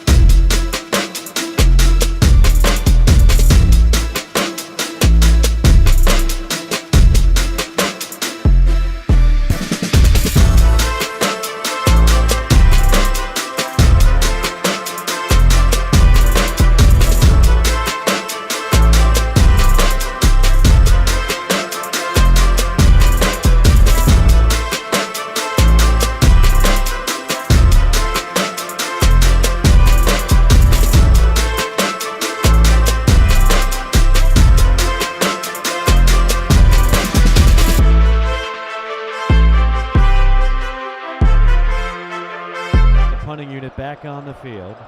Hudson Hollenbeck, the transfer from Mississippi State, gets a hold of one and bangs it to the 35-yard line. A fair catch there called for by Omari Kelly. And Michigan State, with 1:53 to go, after a 45-yard punt, will have it 1st and 10 from the 35, trailing it 10-7. When you think about the way this game started, Tom, Michigan State, one way or another, should go to the locker room happy. They'll be elated if somehow they can put points on the board on this final drive. Well, yeah, even if you get 3 here, Mike, it's a huge, really shot in the arm for Michigan State. Remember, Michigan deferred the coin toss. They're going to receive the ball first in the second half, but if you get points on the board here, you have really done yourself a great job offensively by Michigan State.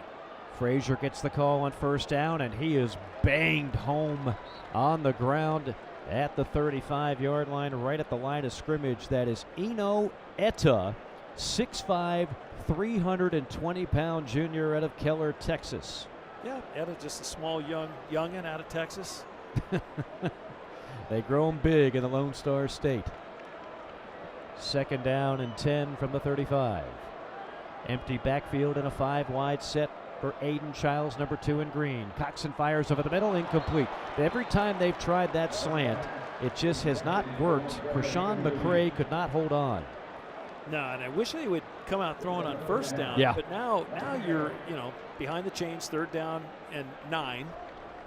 And you're probably going to get some form of blitz by the Michigan defense. I don't think they're going to rush 3 and drop 8.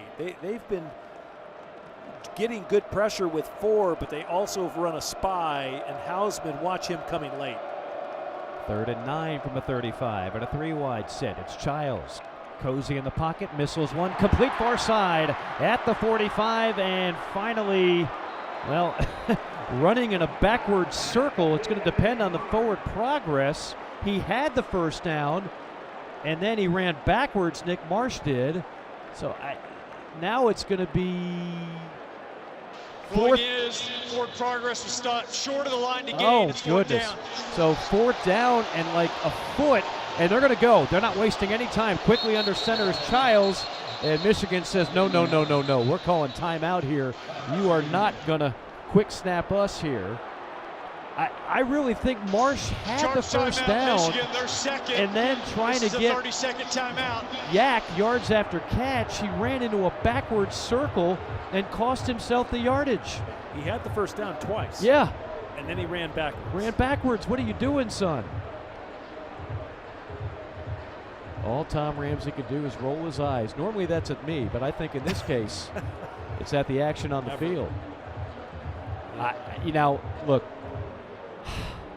you're 4th down and a foot. You're at your own 43. If you go for it and you miss, it's a gut punch. But you would hate to not try to continue this drive. Yeah, he was 2 yards ahead of the sticks and runs backwards and then out of bounds. Yeah, I always think. What in the world? Yeah, I always think as a player, you just have to know down and distance. Right. And you have to know situational football. And if you do know situational football, you're going to make that play. You're going to catch the ball, get up the field, and get out of bounds. And he did not do that. He did all the opposite. All right, heavy package, 3 tight ends in for Michigan State. Childs under center, I formation. Every time they've done this, Childs has kept it. Childs keeps it here behind the left side, and he's got it. He's got it to the 45, and that is a collective exhale by the Michigan State faithful, and nobody feels better than Nick Marsh that they got that 1st down.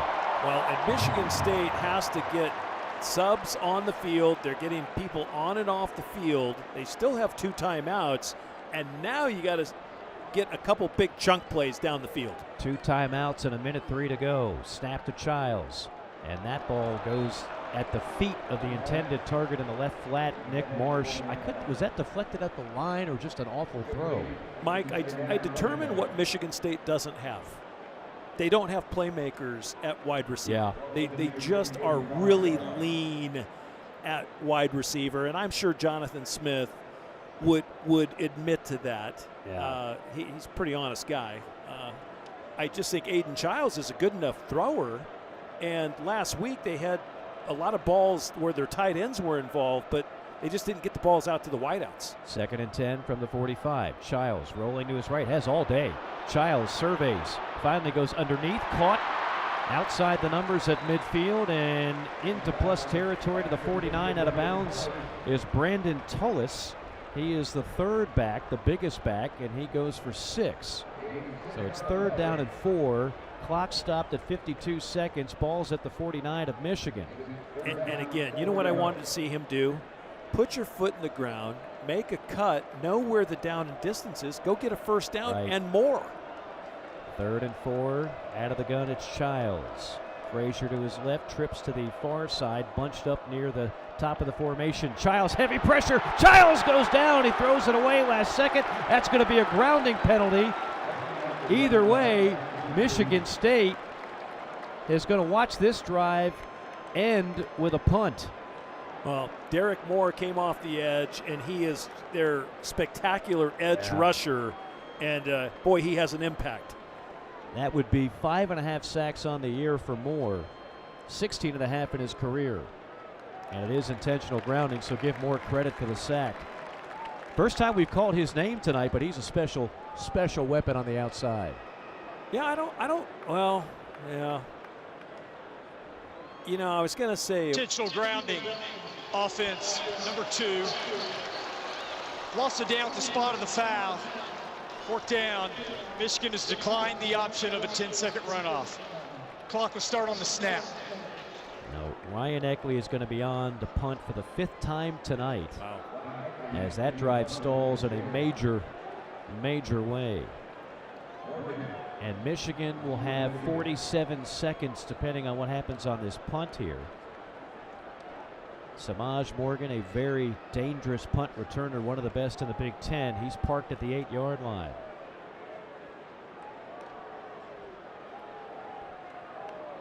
Eckley waiting on the snap. Michigan electing not to rush. Here's the punt. High wobbler. Morgan calling for the fair catch and runs into his own man at the 16. Lucky to hold on to that football. That would have been a clean fumble as it was his own man who collided with him. But he does hold on after a 44-yard punt and no return. And now 39 seconds left to go. Yeah, so Mike, out of the 7 possessions Sparty had, one drive was 1 play. Actually, 3 plays and a fumble. Aiden Childs fumbled the ball away in the first series. 5 punts, 1 touchdown. It's been rough. Been a rough go. But, I mean, Michigan's defense can do that to you. And the difference is it's 3 only points. 3. Yeah, they are extremely fortunate to only be down 3. We'll see if they can hold here. 1st and 10 from the Michigan 17. Going to our left in a 4-wide set. Underwood going to go handoff. And bulldozing his way to the 26-yard line is Haynes. Clock ticking away. 30, 29, 28, 9-yard gain. 27, 26. Underwood out of the gun. 4 wide. Snap. Underwood from the pocket. Throws underneath. Caught at the 26. Angling outside the numbers at the 30. And tiptoeing out of bounds there is Haynes. Presence of mind to stop the clock at 17 seconds. But you're a long ways away if you're Michigan from Zavada's field goal range. His career long is 56 yards. That came at Nebraska. 1st and 10 from the Michigan 30. Let's see if they put their foot on the gas here. Underwood out of the shotgun at a 3-wide set. Snap. Underwood, clean pocket. Throws far sideline. Caught by the tight end Klein and knocked out of bounds at the 35. That'll stop it at 12 seconds. Yeah, I mean, Underwood, all gas, no brakes. Drive the ball down the field. I want to see, you're not, listen, if you want to avoid an interception, okay, throw it to the sideline where your guy has the chance and no one else. Just don't throw it down the middle late. But to just throw it 6 yards, that does nothing. 5 yards to the sideline, no. 2nd and 6 from a 34. Snap. Underwood, again, clean pocket over the middle, in double coverage and knocked away, incomplete. Samaj Morgan was the intended target, but I mean, Michigan State had him surrounded. Yeah, avoid double coverage all the time, but if it's triple covered, do not enter. Do not throw the ball when there's triple coverage. Yeah, Nakai Martinez was one of the men in green to make a play on that. He's back from injury. First time he's been on the field since September the 20th. Returning safety. Well, now you got a 3rd and 6 from your 34, just 8 seconds to go. And Michigan State going to call a timeout, make sure they just don't give up Charge a timeout, Michigan State, huge their play second, here. a 30-second timeout. If Sparty plays its cards right, they're going to go to the locker room down just 10-7. And considering how this game has gone offensively for Michigan State, that is the ultimate moral victory. Well, Sparty's defense had the crowd into it, and they had AC/DC playing hell's bells. I think right there you have a good recipe for a potential turnover. Yeah, which is really what Michigan State could desperately use. They've had one big offensive play, a 49-yard run by the Michigan State tailback Makai Frazier. And outside of that, they've lacked big plays, and they haven't been the benefactor of many Michigan miscues here tonight. Michigan goes 2-by-2, shotgun formation for Underwood, and they'll run it straight ahead, and that's going to take it out to the 43. That should be the final play of the half. Clock will stop momentarily for the first down. And they could do one Hail Mary here if they hustle it up. Michigan State is taking everybody back all the way to the 35-yard line. You've got 4 linemen, but the other 7 are all the way back. That's the end of the first half. Michigan's not even going to try it. So a rather defensive-dominated first half, let's put it that way. And Michigan, at one point it looked like they could be making this one elementary in a hurry, but instead, give Michigan State credit. We got ourselves a ball game here. Paul Bunyan Trophy on the line. Michigan 10, Michigan State 7. Tom Ramsey, some thoughts here. Well, neither team an offensive juggernaut in the first half. One, Michigan, 3 of 9 on 3rd down. Sparty, 2 of 9. But Mike, I'm going to say this. If you're Jonathan Smith and Michigan State, I'm going in and I'm fired up. Yep. And I'll tell you why. You have your rival. Michigan's a darn good football team. Michigan State might be playing the best football they've played all year long here defensively. So they're holding Michigan in check, running the ball. And if you're able to get Aiden Childs, I think he has to get involved in the run game in this second half, fire all the bullets. Fire everything you have on offense. And Makai Frazier, I tell you what, if he can get in space and get to the second level, he's going to be the difference maker in the second half. Jonathan Smith is fired up. Brian Dansell, I'll tell you what, that's who's fired up. And you don't want to be around Brian Dansell when he's fired up, but you do want to listen to him. That's for darn sure, and you'll be able to do that with the Elite Media Network Halftime Report. He'll get you caught up on all the scores from around the country, run down first half stats and more. You're listening to Elite Media Network, your home for NCAA football.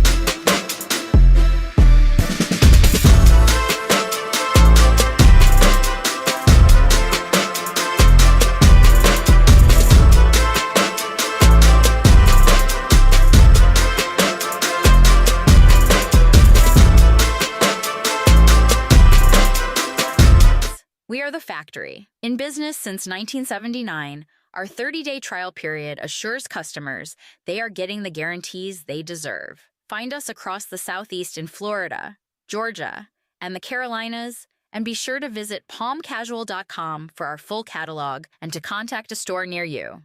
Palm Casual Patio Furniture. palmcasual.com. Stay up to date with Elite Media Network by following us on X, the app formerly known as Twitter. In-game highlights, direct links to live games, behind-the-scenes photos, and more. Follow at Elite Media Sport. Are you looking to make an indelible impression on your guests with an extraordinary dining experience? Then choose Chef William Turner, whose culinary mastery and unique style will take your taste buds on a journey through Southern country roots, West African, native, and French cuisine. Make your mouth water. Visit chefwilliamturner.com. chefwilliamturner.com, a nationally recognized traveling chef. Chef William Turner, not just great, extraordinary. Next Saturday night on Elite Media Network, we head to Lincoln, Nebraska for a showdown between USC and Nebraska in a Big Ten battle. USC quarterback Jordan Mayavu leads a high-powered Trojans offense and will take on a stingy Cornhusker defense and quarterback Dylan Raiola. It's the Elite Media Network College Football Game of the Week, heard crystal clear on many of these same radio stations and streaming on iHeartRadio and TuneIn. Game on. Welcome to the Elite Media Network Halftime Show. From Spartan Stadium in East Lansing, Michigan, here's Brian Dansell. Welcome to Spartan Stadium, where our score is number 25 in the land, Michigan 10, Michigan State 7. Let's take a look at a couple of scores that are going on around the country and games that were concluded earlier. In the SEC, number 8 Ole Miss goes on the road to number 13 Oklahoma and gets a 34-26 win. Ole Miss quarterback Chambliss goes 24 of 44 for 315 yards with a touchdown. Number 18 South Florida goes to Memphis in the American Conference and loses 34-31, their first loss of the year. The number 2 team in the land, Indiana, hosts UCLA and beats them up pretty well, 56-6, the final there. Quarterback Fernando Mendoza, who is a Heisman hopeful at this point, 4 total touchdowns, 3 passing and 1 on the ground. Also in the Big Ten, number 23, Illinois loses to Washington in Seattle, 42-25. A couple surprises here. In the Big 12, number 21, Cincinnati, moves their record to 5-0 in conference and 7-1 overall with a 41-20 win over Baylor. Number 11 in the land, BYU gets a huge win on the road at Ames, Iowa. They beat Iowa State 41-27. BYU now moves themselves to 5-0 in conference, 8-0 overall. Earlier on in the SEC, number 15 Missouri loses to number 10 Vanderbilt by the score of 17-10. Number 4, Alabama gets a huge win at South Carolina. After being down early, they end up getting a 29-22 win late in that game. As you were listening to us earlier, number 22, Texas, gets a 45-38 win over Mississippi State in overtime. Texas needed to score 24 points in the fourth quarter to get back into that game. In games that are currently ongoing, number 6, Oregon. This one was looking a little worrisome early. Number 6, Oregon leads Wisconsin 14-0 in Eugene with 8:54 left in the third currently, and Oregon is driving. Number 9, Miami with a 28-7 lead over Stanford. They just started the fourth quarter. At the half, another one that a lot of people are noticing in the SEC. Number 3 in the land, Texas A&M, currently losing to number 20 LSU in Baton Rouge by the score of 18-14. Number 19 in the land, Louisville, with a 21-10 edge over Boston College. They're about to kick off the second half. That's a look around the country. Coming up, we'll run down the first half stats. You're listening to Elite Media Network, your home for NCAA football.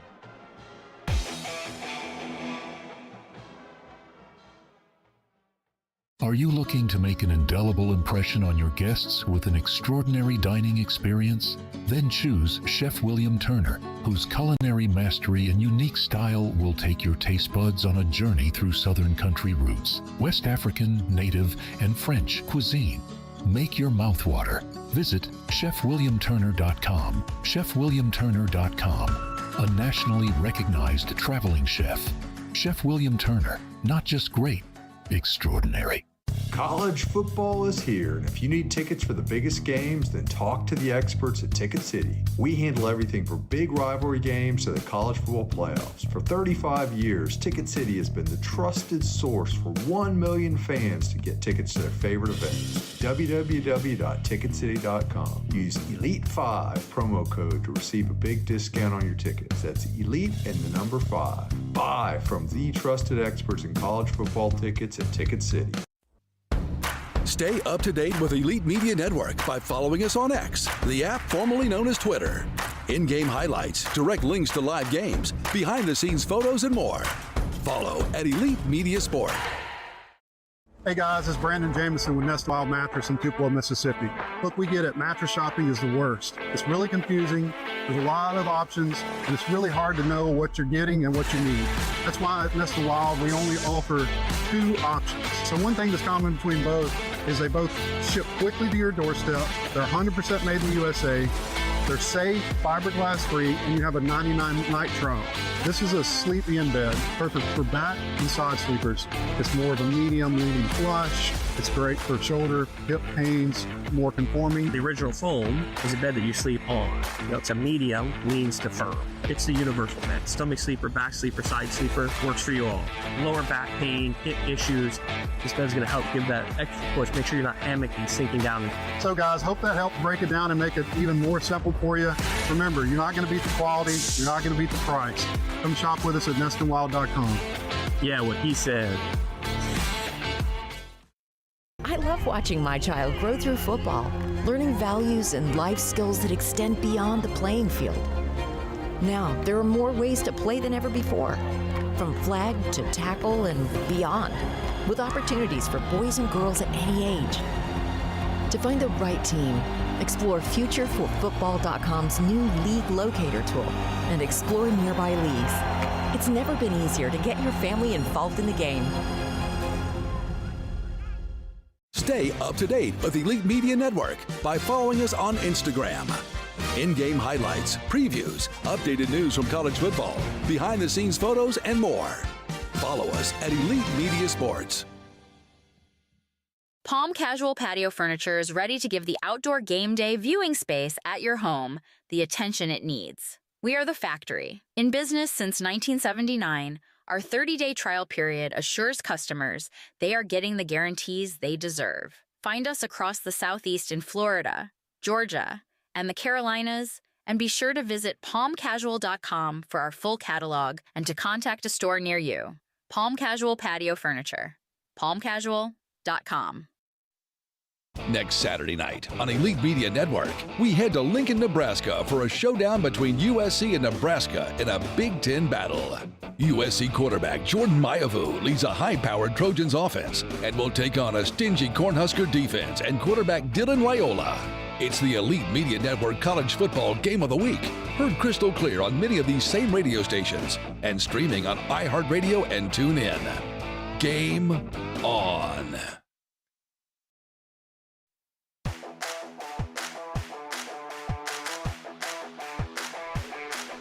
Welcome back to the Elite Media Network halftime show. I'm your host, Brian Dansell. Our score here at Spartan Stadium in East Lansing, Michigan. Number 25, Michigan 10, Michigan State 7. Let's talk to you about how we got here. Bryce Underwood for Michigan, 7 of 15 for 59 yards.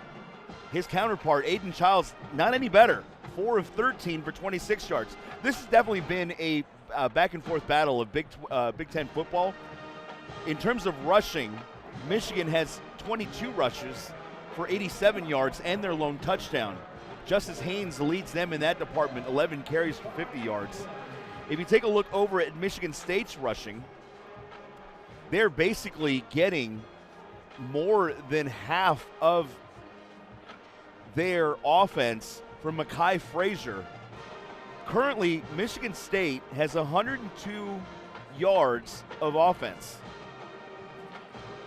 Frazier has 86 of them, and 49 of those run one play, essentially rushing their offense to where it's at and bringing it close to a 10-7 advantage in favor of Michigan. Also, if you take a look back, folks, this is basically a game of two quarters. The first quarter belonging to Michigan. They scored all their 10 points in that first quarter. They have not done very much with the ball since.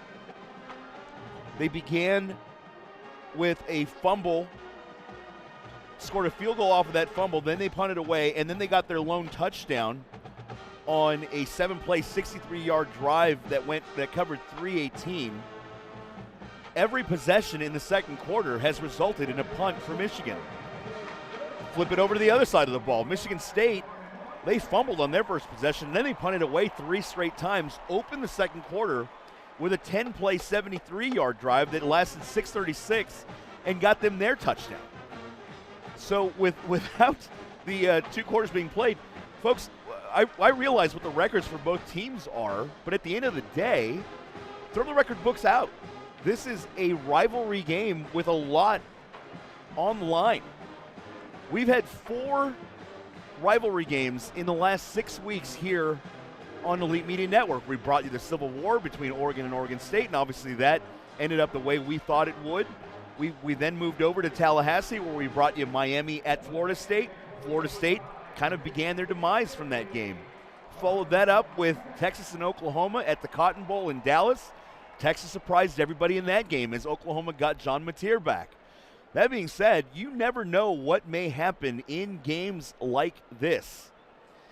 Coming up, we go back to the field with Mike Morgan and Tom Ramsey. The second half of Michigan and Michigan State is about to get underway.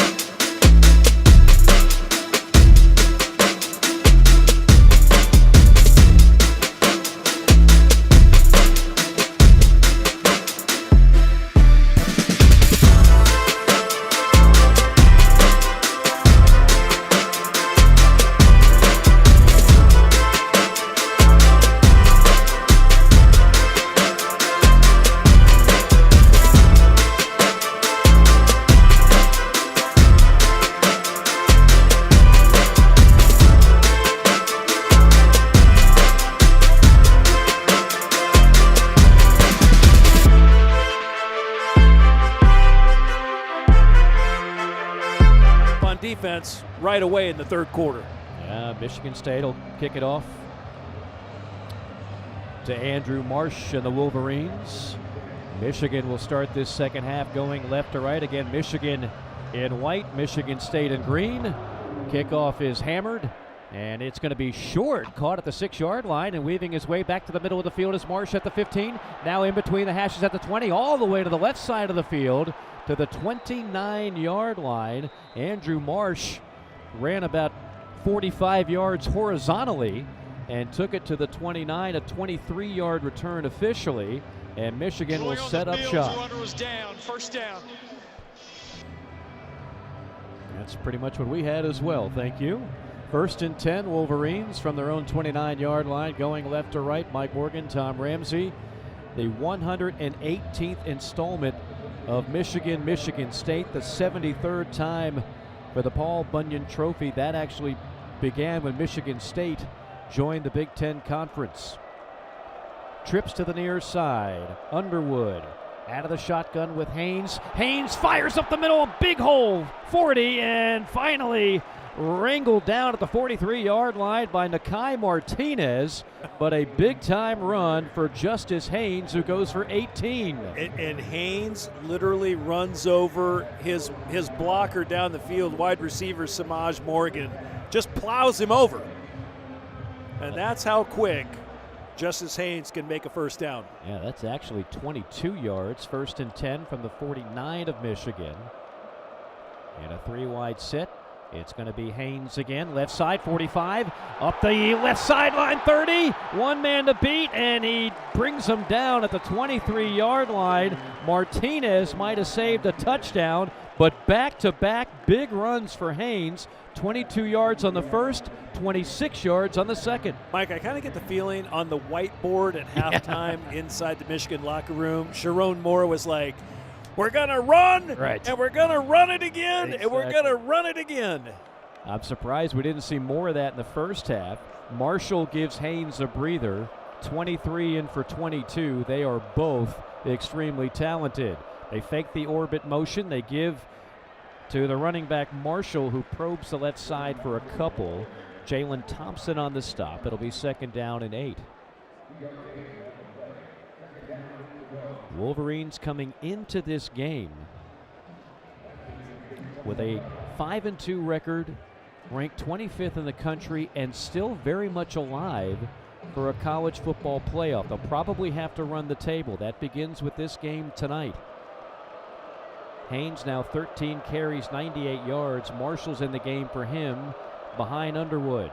Underwood fakes it to him with time. Coxon fires. Far sideline incomplete. Michigan State had it covered all the way, trying to hit the tight end, Marlon Klein. Yep, and the ball came out late. Just trying to get a wheel route down the sideline to Klein. I thought it was initially a good schematic play call, but again, Michigan not great on 3rd down in the first half. They were only 3 of 9, and Bryce Underwood was under duress a few times when Michigan State brought pressure. 3rd and 8 from the 21. Ball left hash. Marshall to the left of Underwood out of the gun in a 2-by-2 set. Here comes the blitz, and he's hit, and it's a turnover. Picked up by Michigan State at the 35, and bang down at the 43-yard line. Sparty gets the much-needed turnover, and will have the ball at their own 43-yard line, trailing by just 3, a 9-yard return.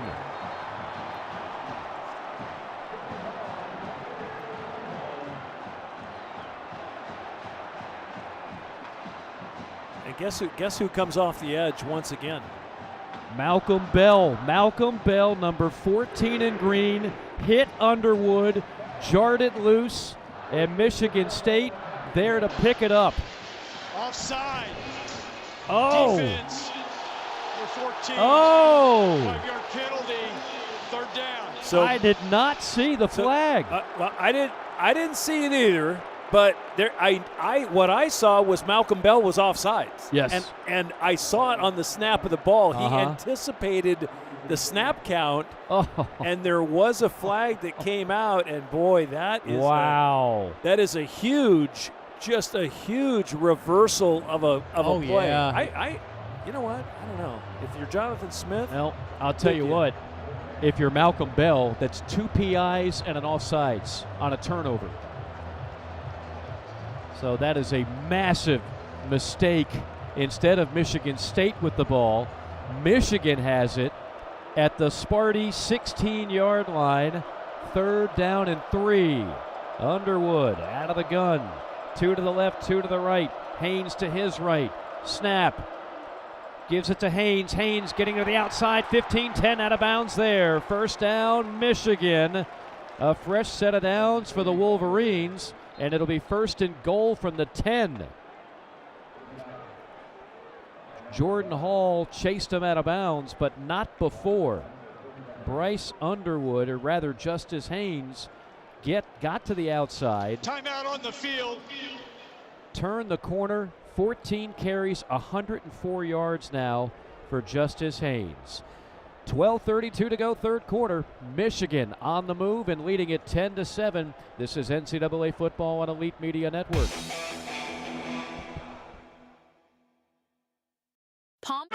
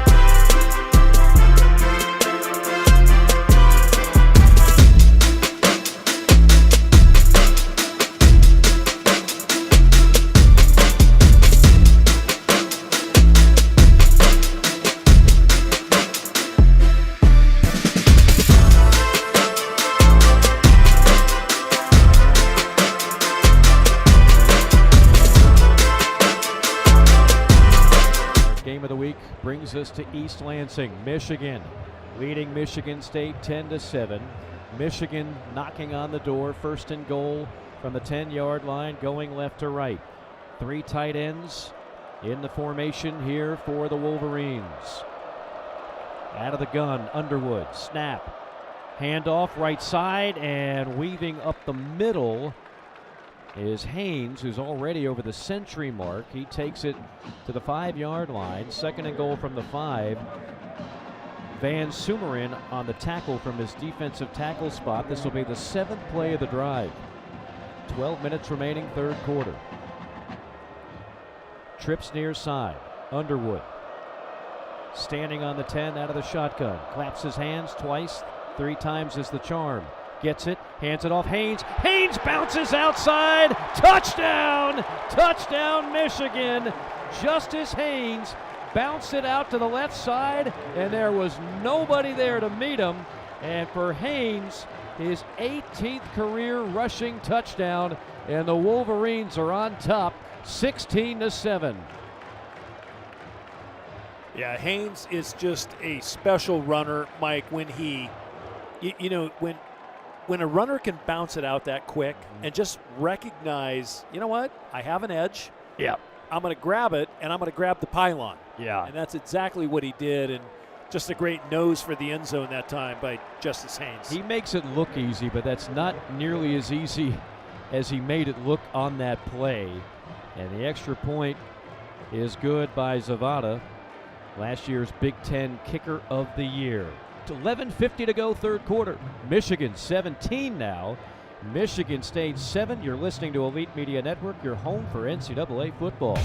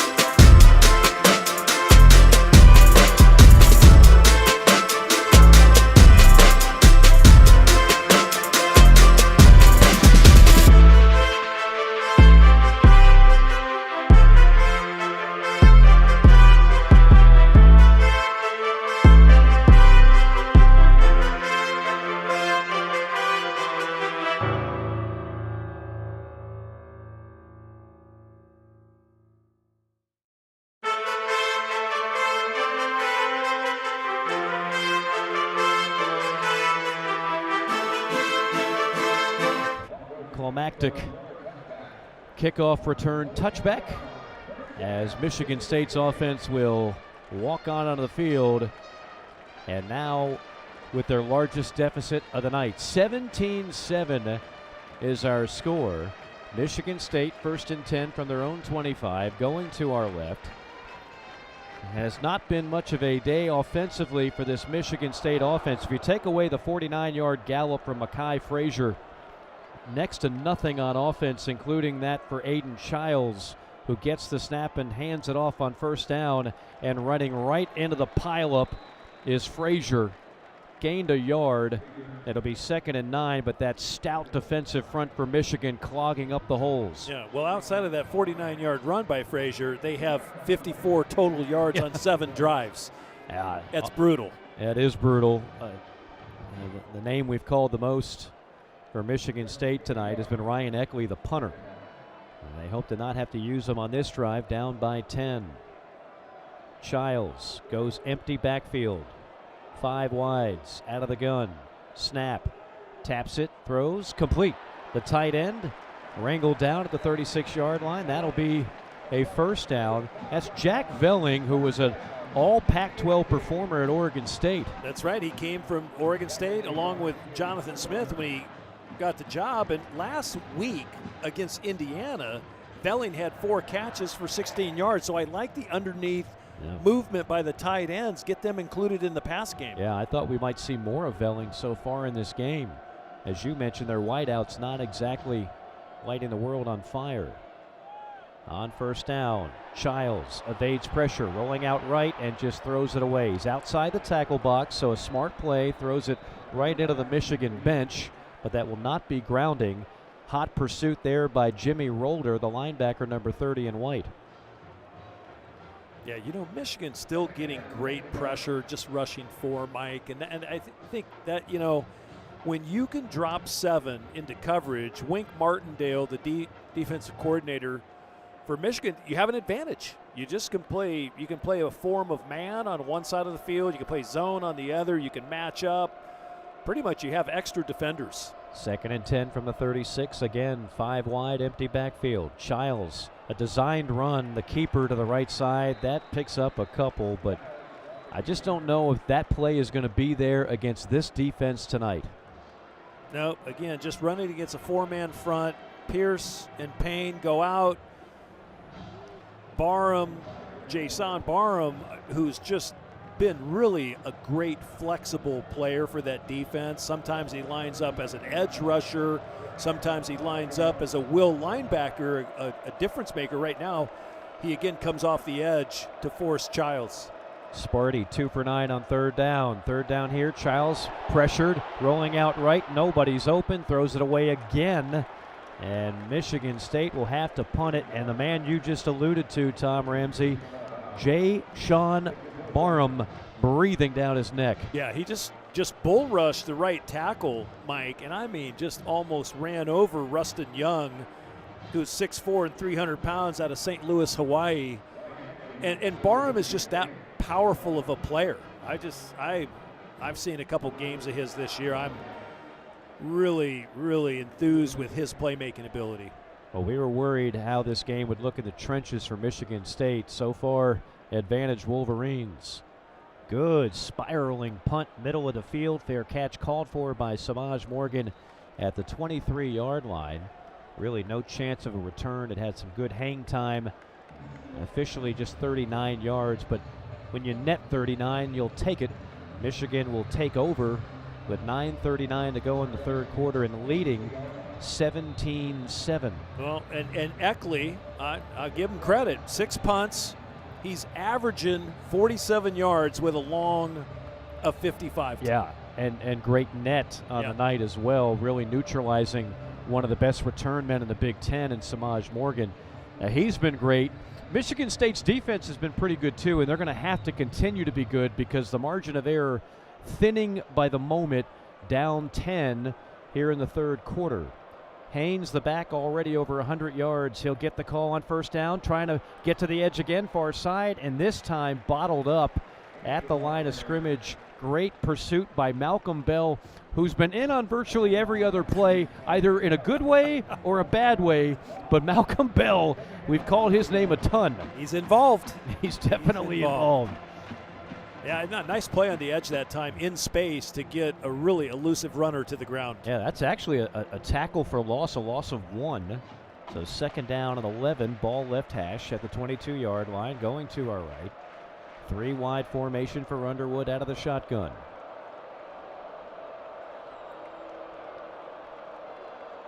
Snap, handoff, straight ahead, nothing doing. Devoured was Haynes right near the line of scrimmage. Well, and Mike, what they're doing, Michigan State's loading the box. Yeah. They're daring Michigan to throw the ball, but they're loading 7 and 8 men at the line of scrimmage, and they've made timely substitutions. But I agree with you. The margin is very thin right now. But you know what? Down and distance favors Michigan State's defense right here. Again, a long 3rd down facing Michigan. 3rd and 10 from a 23. 4 wides for Bryce Underwood. Michigan State only rushing 3. Underwood tucks it and runs. Gets to the outside, near side, and wrapped up at the 30, well shy of the first down, so Michigan State gets it done after a 7-yard gain. That's Darius Snow, number 23, in hot pursuit, brings down Underwood, and Sparty's D, that green wall comes through again. You got good eyes. You got good eyes, partner. As soon as they rush through, I'm like, oh, there's going to be some run lanes. Yeah. And Underwood took full advantage of it, but they were rallied to the football. And again, credit Michigan State's defense for getting them on the ground. Omari Kelly back to receive the punt, angling to his left and watches it sail over his head inside the 10 and all the way down to the 3. That's a mistake by Omari Kelly, who was in position to make the catch and just let it go over his head. A 67-yard punt with no return. Well, we saw the lefty, and the punt comes off, and it's like a reverse screwdriver coming at you. Yeah, you brought that up in pregame. 7:24 to go, 17-7, Michigan leading Michigan State. It's NCAA football on Elite Media Network.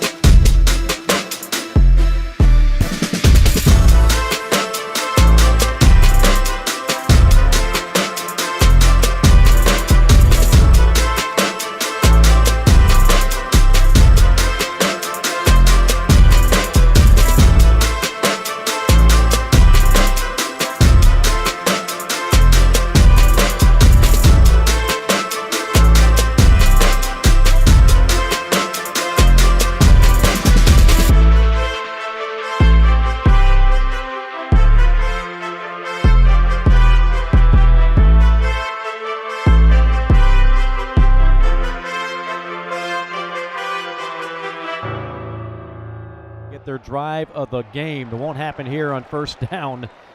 And as Tullis, with his first carry, gets lassoed after a 1-yard gain. There's Eno Etta, once again the defensive tackle.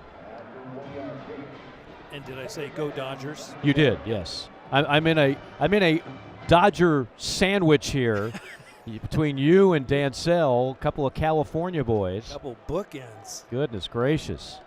No love for the Toronto Blue Jays. 2nd down and 9 from the 4-yard line. Out of the gun.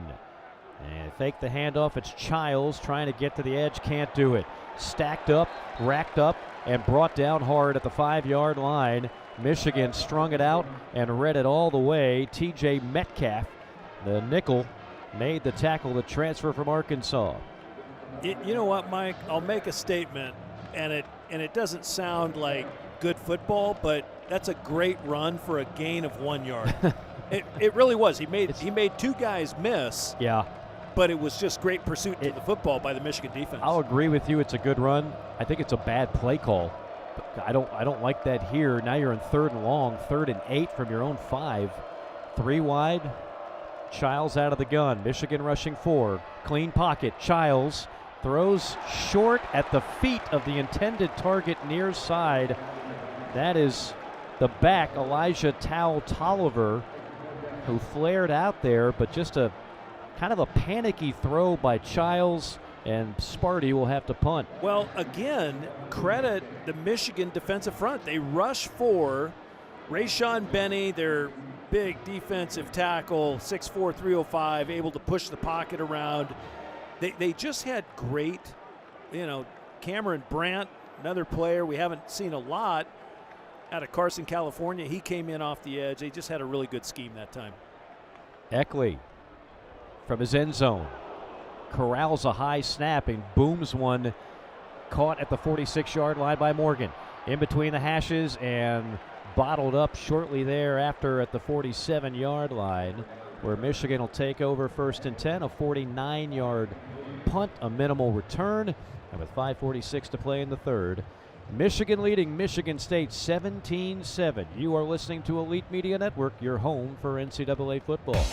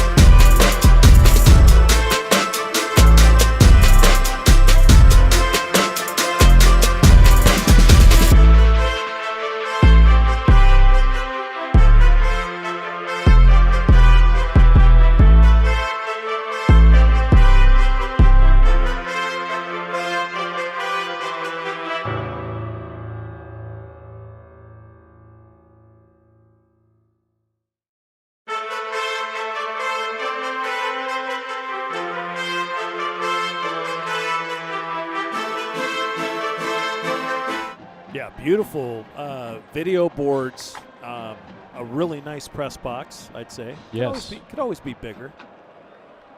We And like a little more room. Not afraid to charge for a hot dog up here either. It's kind of a brass move. No, and waters. Nothing free in the Sparty Press box. Someone told me the tap water would taste terrible. I didn't even attempt to drink it. Went right to the bottled water. Got to bring your money clip when you head up here to the press box next time. Don't be afraid to go to the ATM, Tom Ramsey. 3rd down and 2 from the 44 of Michigan State. Wolverines 4 of 11 on 3rd down. Out of the gun, it's Underwood. Tight formation. Snap. Handoff straight ahead, burrowing his way to the 41-yard line, and a 1st down for Justice Haynes. I'll tell you what I like about Justice Haynes. He not only can spread a defense out, he can get the tough yards in between the tackles. He can put his head down, which he just did, and just push the pile. Yeah, he's what an NFL running back looks like in so many ways. Out of Alpharetta, Georgia, Buford High School. 21 carries, $125 now for Justice Haynes. Yep. That's our early player of the game nominee. 1st and 10 from the 41 of Michigan State. Underwood fakes the handoff. Looking deep near side, and now caught at the 22. Turning upfield to the 13-yard line. A beautiful catch and run by the true freshman Andrew Marsh, who they have extremely high hopes for. A 28-yard hookup. Yeah, Marsh runs a great route. He runs a sail route, Mike, and it's essentially a corner route, and it's off of play action.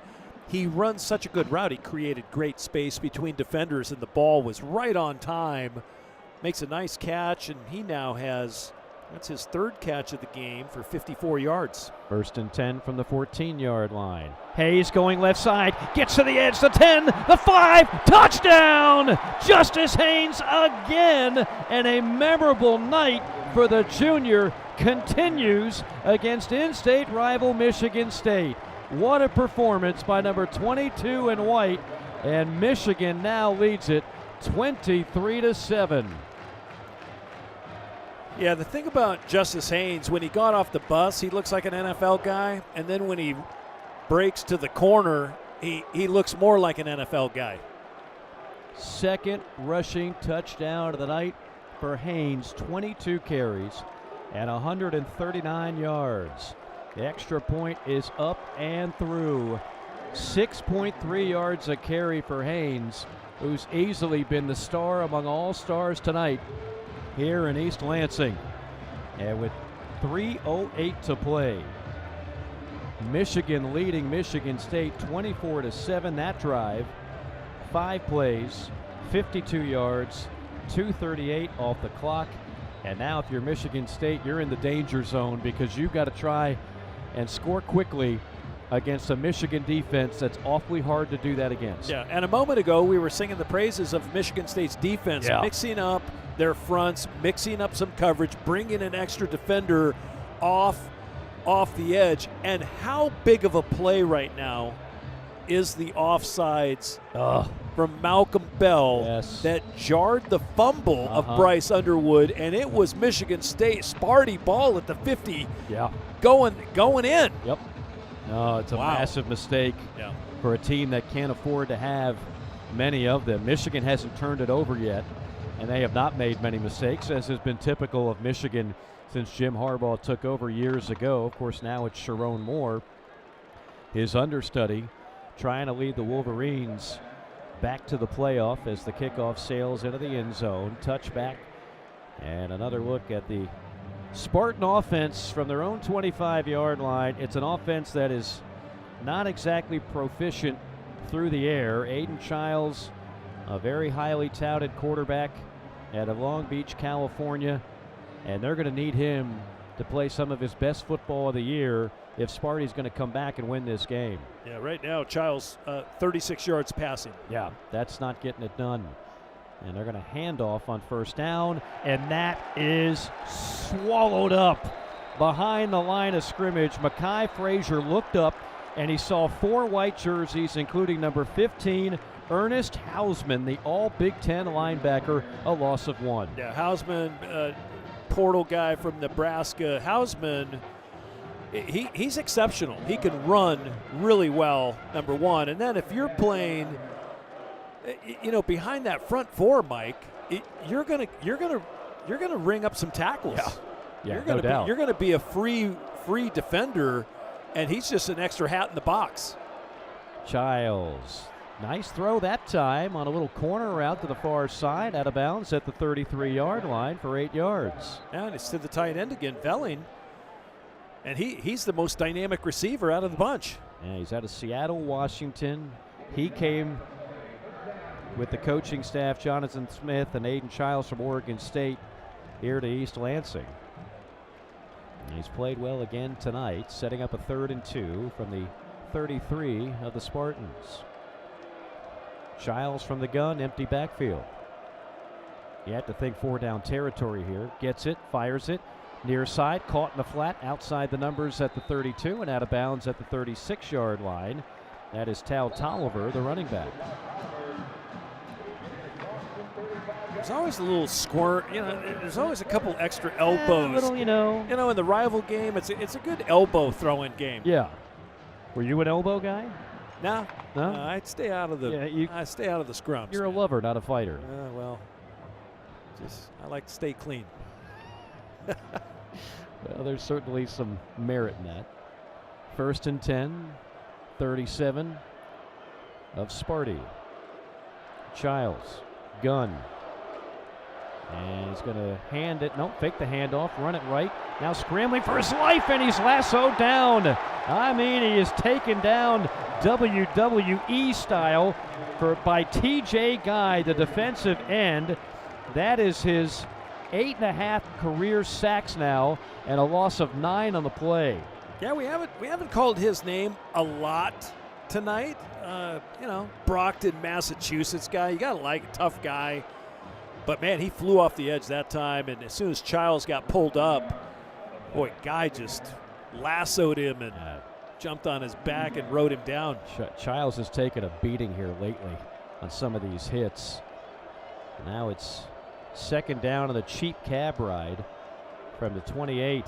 Childs from the pocket, missiles one over the middle, complete at the 44. Sticking his leg in the dirt and making another move upfield, and tackled at the 47 for a 1st down is Nick Marsh on a 19-yard hookup. Well, look, let's give Nick Marsh some credit there. And you said he put his foot in the ground and got enough for the 1st down. And that was a good piece of running after catch. That's the top target for Childs throughout the season. 1st down and 10 from the 47. Childs, snap, fires near side, outside the numbers at midfield, and banged out of bounds there. It's Nick Marsh again, and that is the end of the 3rd quarter. It's the end of the 3rd quarter. Timeout on the field. 4th quarter coming up. Michigan 24, Michigan State 7. Does Sparty have another miracle left in them? They've had a few in this rivalry in recent years. Final 15 coming your way. You're listening to Elite Media Network, your home for NCAA football.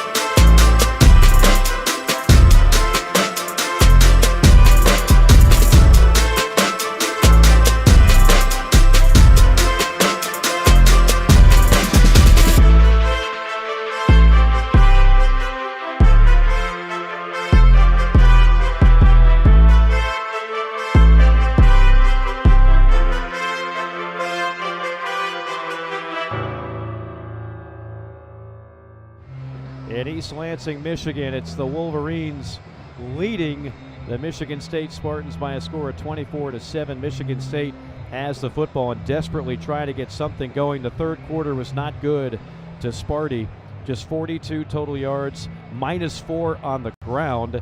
And Michigan had 124 total yards. And, of course, most importantly, they got 2 touchdowns to go from 10-7 at the half to 24-7 here. And right now, Tom, Michigan State, you almost feel like this is a have-to drive if you're Sparty. Well, they have to respond to Michigan and Justice Haynes because they got a big dose of Justice Haynes in the third quarter. 2nd down and 6, ball spotted at the 49-yard line of Michigan State. They'll flip the field. Sparty going left to right. Again, Michigan State in green, Michigan in white. Under center is Childs. Quickly snaps it, throws it near side, and wrangled down at the 49. Now, did he get anything resembling a face mask or inside the nameplate? TJ Metcalf just ragdolled Krishan McCray. I guess it was clean. Oh, no, he read the play. He diagnosed it and then was on the ball as quick as you could say. Great defense. That's the 4th tackle for Metcalf. Give him credit. 3rd down and 5. Now from the 48 of Michigan. Childs out of the gun on the 4 wide set. Gets the snap. Feels the pressure, tucks it and runs past the 45 and down on the 40-yard line. A great individual effort by Aiden Childs for a 1st down. Hillman on the stop for the Wolverines. Yeah, in order to puncture this Michigan defense, Mike, you have to spread them out, and then your quarterback has to be a runner, even in passing situations. You got to pull it down and get the hard yards. He'll hand it off here to the tailback, and gobbling up 5 yards on the play is Tal Tolliver. Yeah, Childs, quarterback run stats are deceiving because he's taken a lot of sacks tonight. He's actually in minus numbers for total yards tonight. I wish college would do away with that. Like, the NFL doesn't count that. Pass caught at the 30 and up the left hash to the 25-yard line for a 1st down. That's Omari Kelly. By not counting that, I mean in the pros, sacks don't count against your rushing yards as a quarterback. They count against the team passing yards. I think it's a flaw in the statistical makeup. Yeah, it is. I agree. A mini commentary here in the 4th quarter with Michigan leading it 24-7. All I ever wanted to do was have just plus yards on my career byline at UCLA, and I did. I think I ended up like plus 19. Look at you.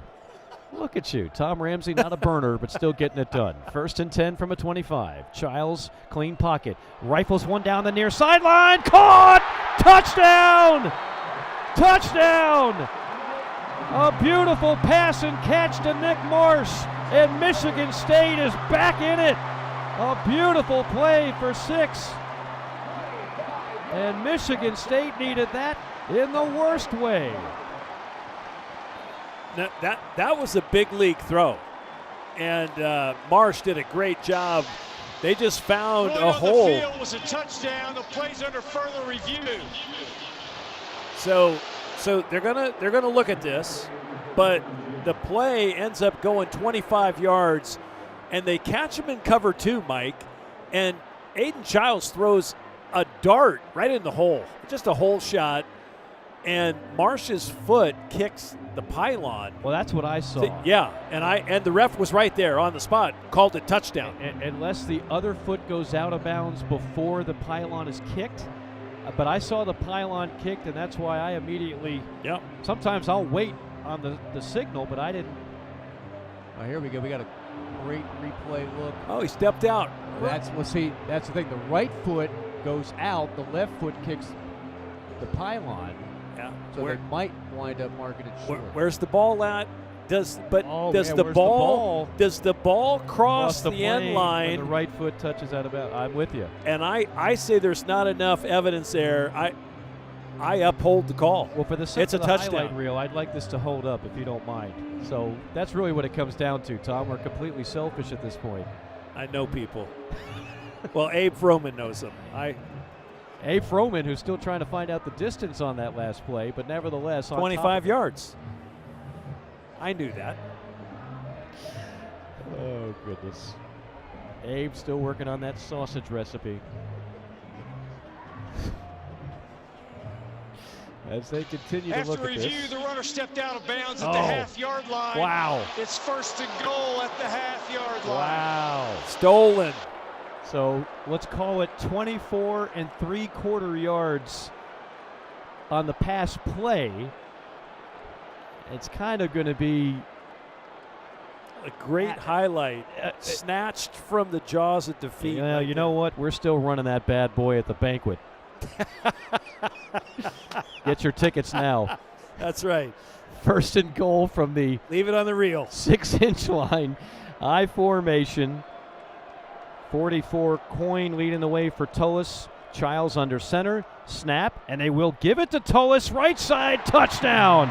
And now you can say Sparty hits pay dirt, and we do indeed have a ball game here at Spartan Stadium. An extra point will make it a 10-point game.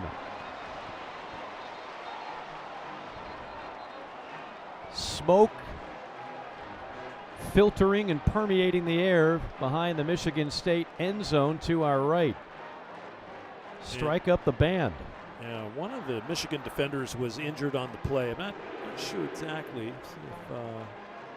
As Pierce, Trey Pierce, the interior tackle, gets helped off the field. But you know what? What a response by Michigan State with a touchdown drive. Let's be honest. I don't know if anybody in the stadium saw that drive coming, because the passing offense has been anemic at best. And they're going to go for two here. Interesting. Down 24-13. Well, yeah, that would make it if you get two touchdowns, two-point conversions. Childs gets the snap, looks over the middle, incomplete. Jumping the route on the play. It was intended for McCray, but Michigan jumped it and nearly picked it off. And so instead of 7, it'll be 6. And it's 24-13 now with 12:34 to go. A 12-play, 75-yard drive, 5:34 off the clock. Things getting interesting here in East Lansing. We'll take a quick timeout. It's NCAA football on Elite Media Network.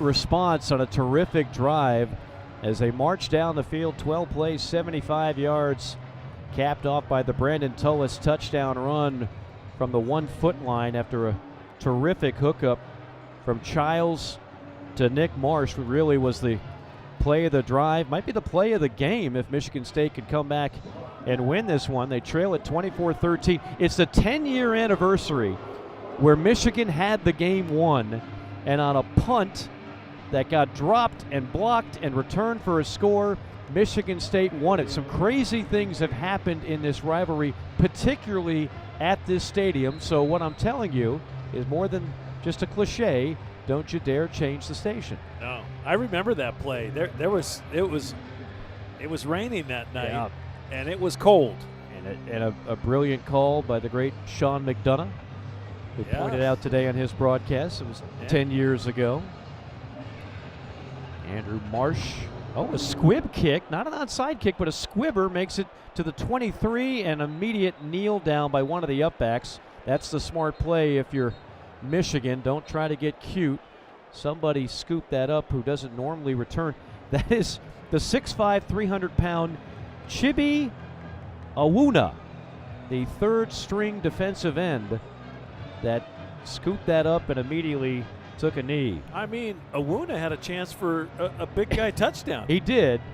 And if this was Varsity Blues, he could go Billy Bob and run it all the way to the end zone. But unless he wants to get chewed out by Sharon Moore, just take the knee there. 1st and 10 from the 23, going to our left. It's Underwood out of the shotgun. Marshall to his left, gets the feed, and Marshall will truck his way to the 24-yard line. That's Van Sumeren, the defensive tackle, in on another stop. It'll be 2nd down and 9. Boy, and Van Sumeren, we haven't called his name a lot, but he's the number 3 tackler coming in for Sparty. Yeah. And he is one of the captains and just an active presence on that interior. And you know what? He's actually held up really well tonight. Good-looking player out of Bay City, Michigan. Yeah, really good. We'll call it 2nd down and 8. Ball right hash going to our left. All kinds of motion and too much as it draws a penalty flag pre-snap.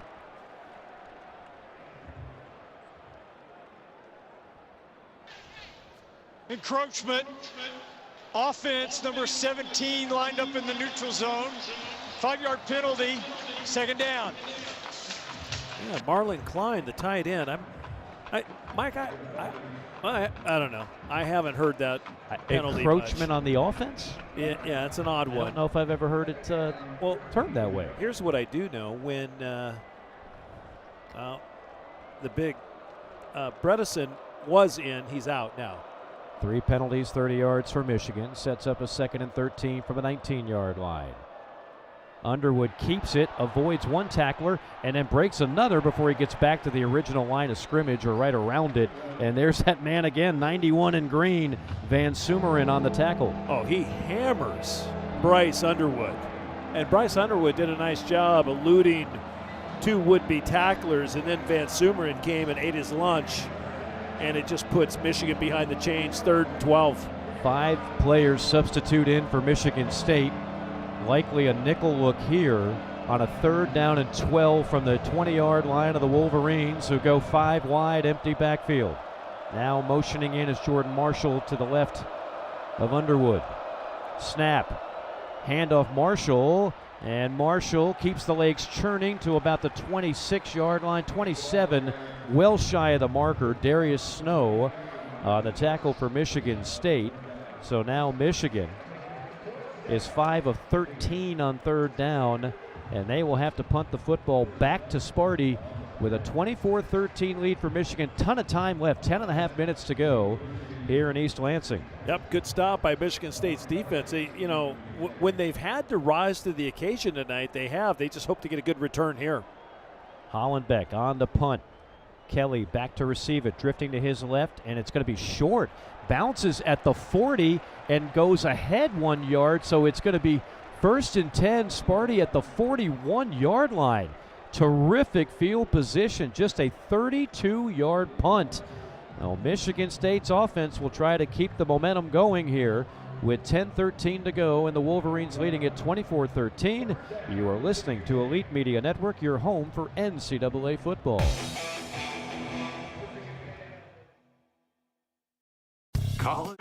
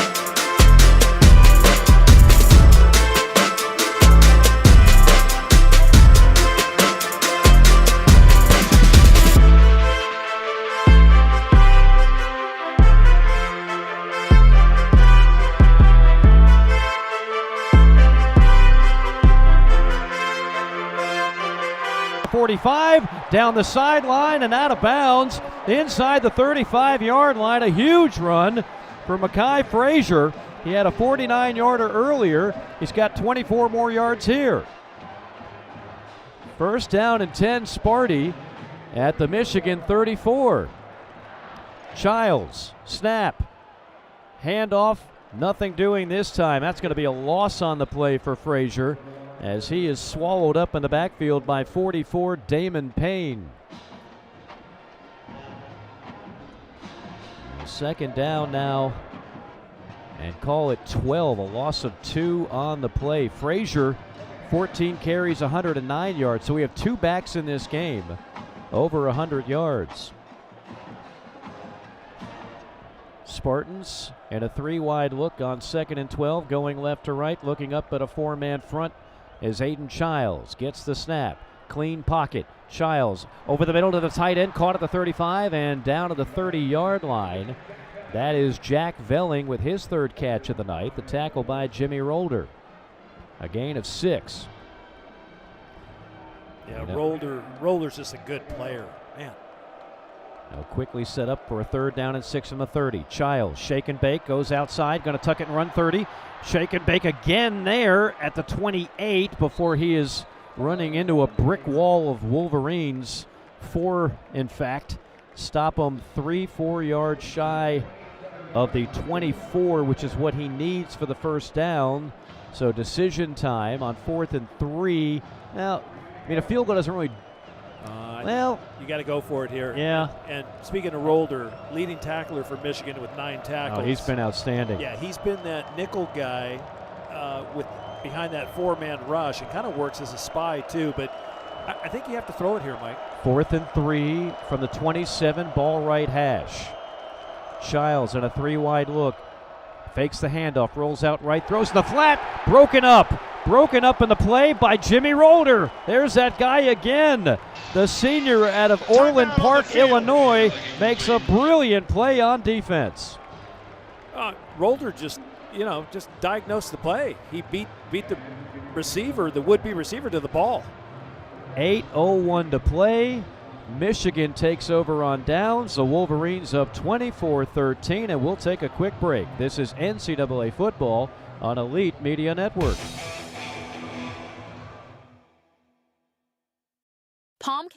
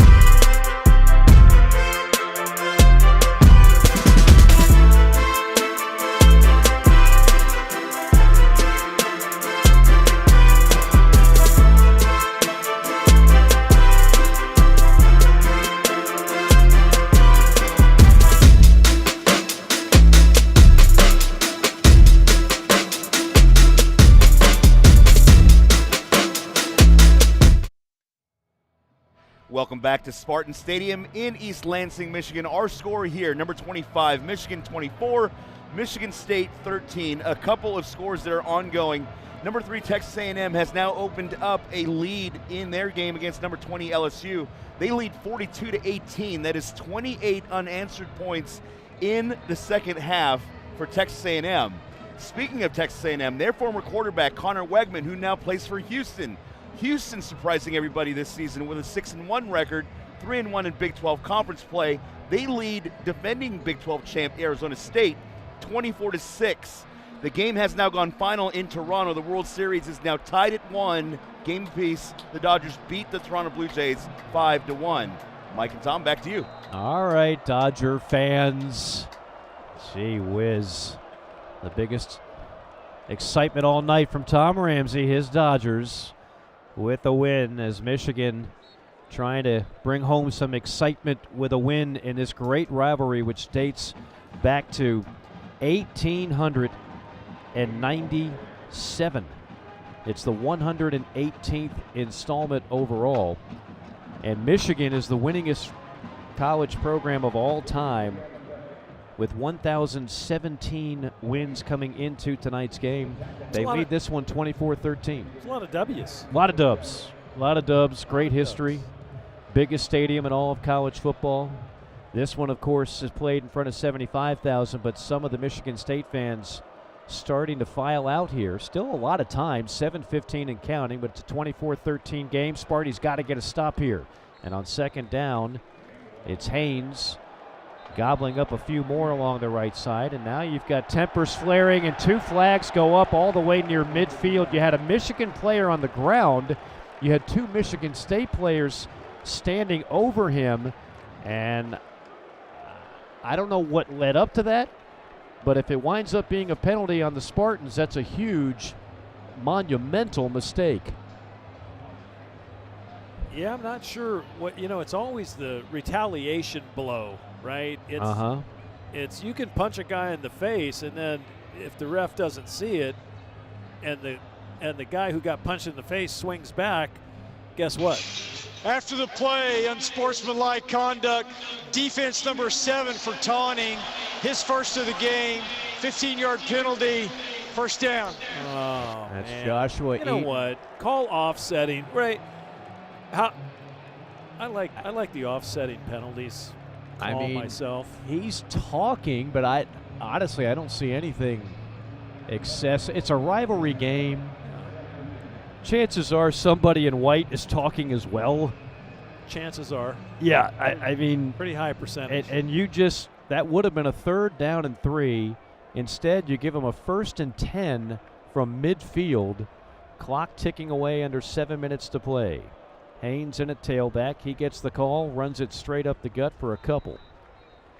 Now, if you're Michigan, the clock is your ally. Yep. And I'd be shocked if they throw a ball before 3rd down. They might run it again on 3rd down. Yeah, you know what I like right now? Justice Haynes is he can not only spring the big run, but he can get the tough yards in between the tackles. And they're just kind of burning clock right now. And he's now at 149 yards on 25 carries. I'm going to give you a Haynes comp here in a minute. See what you think.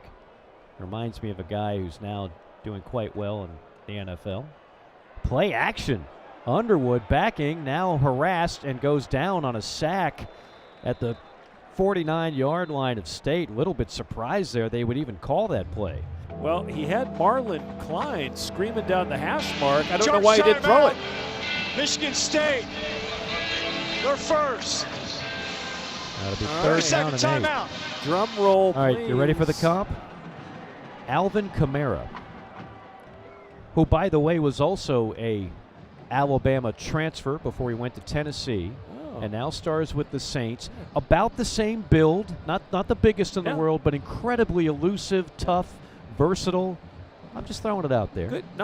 Good pull. Yeah. You know what I like about Alvin Kamara? What's that? He's a great player, but Yes. he's a great pass catcher. Yes. He fits so well. Yeah, in the pass extremely game. versatile. Oh, my gosh. When you have guys like that, Drew Brees and Alvin Kamara, whoo, Yeah. like that was a match. Justice Haynes, I thought you were going to go a little bigger back. I think Justice Bigger? Haynes. Yeah, I think he's more kind of. He's not Josh Jacobs strong. No. He's 5'11", 210. But he's built. But he's put together. I mean, calves like bowling balls, the whole 9 yards. Whatever comp you want to make, he looks like an NFL back, and he's been terrific tonight. All right, 3rd down and 8. Trips near side. Underwood out of the gun with Haynes to his right. Underwood hasn't thrown a pass since the 3rd quarter. Sparty's got 4 on the line. Snap.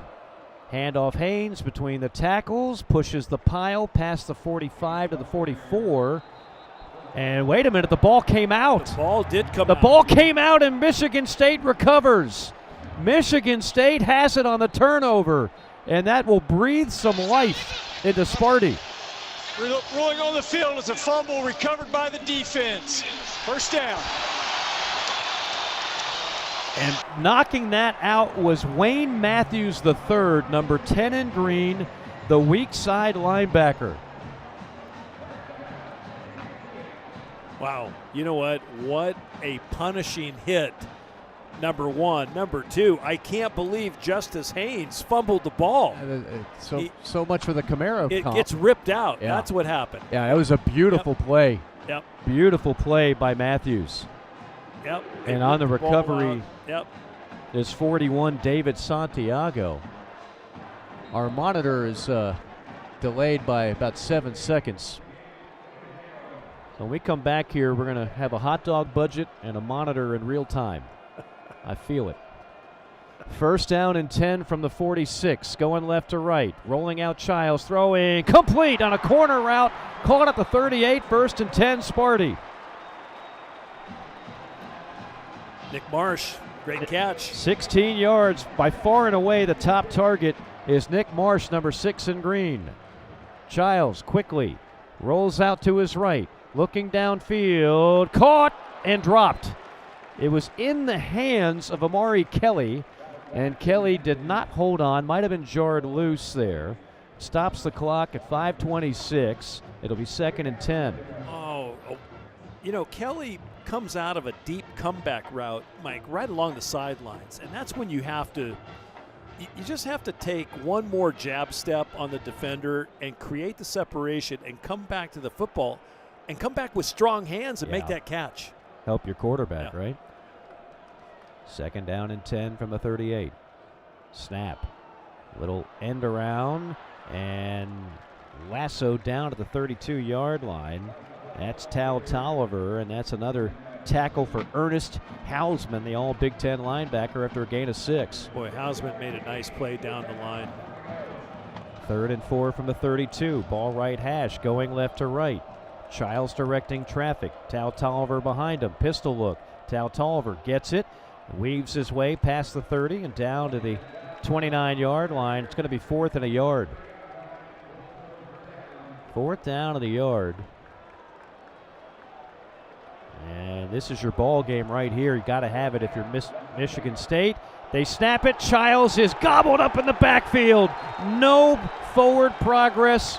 No nothing.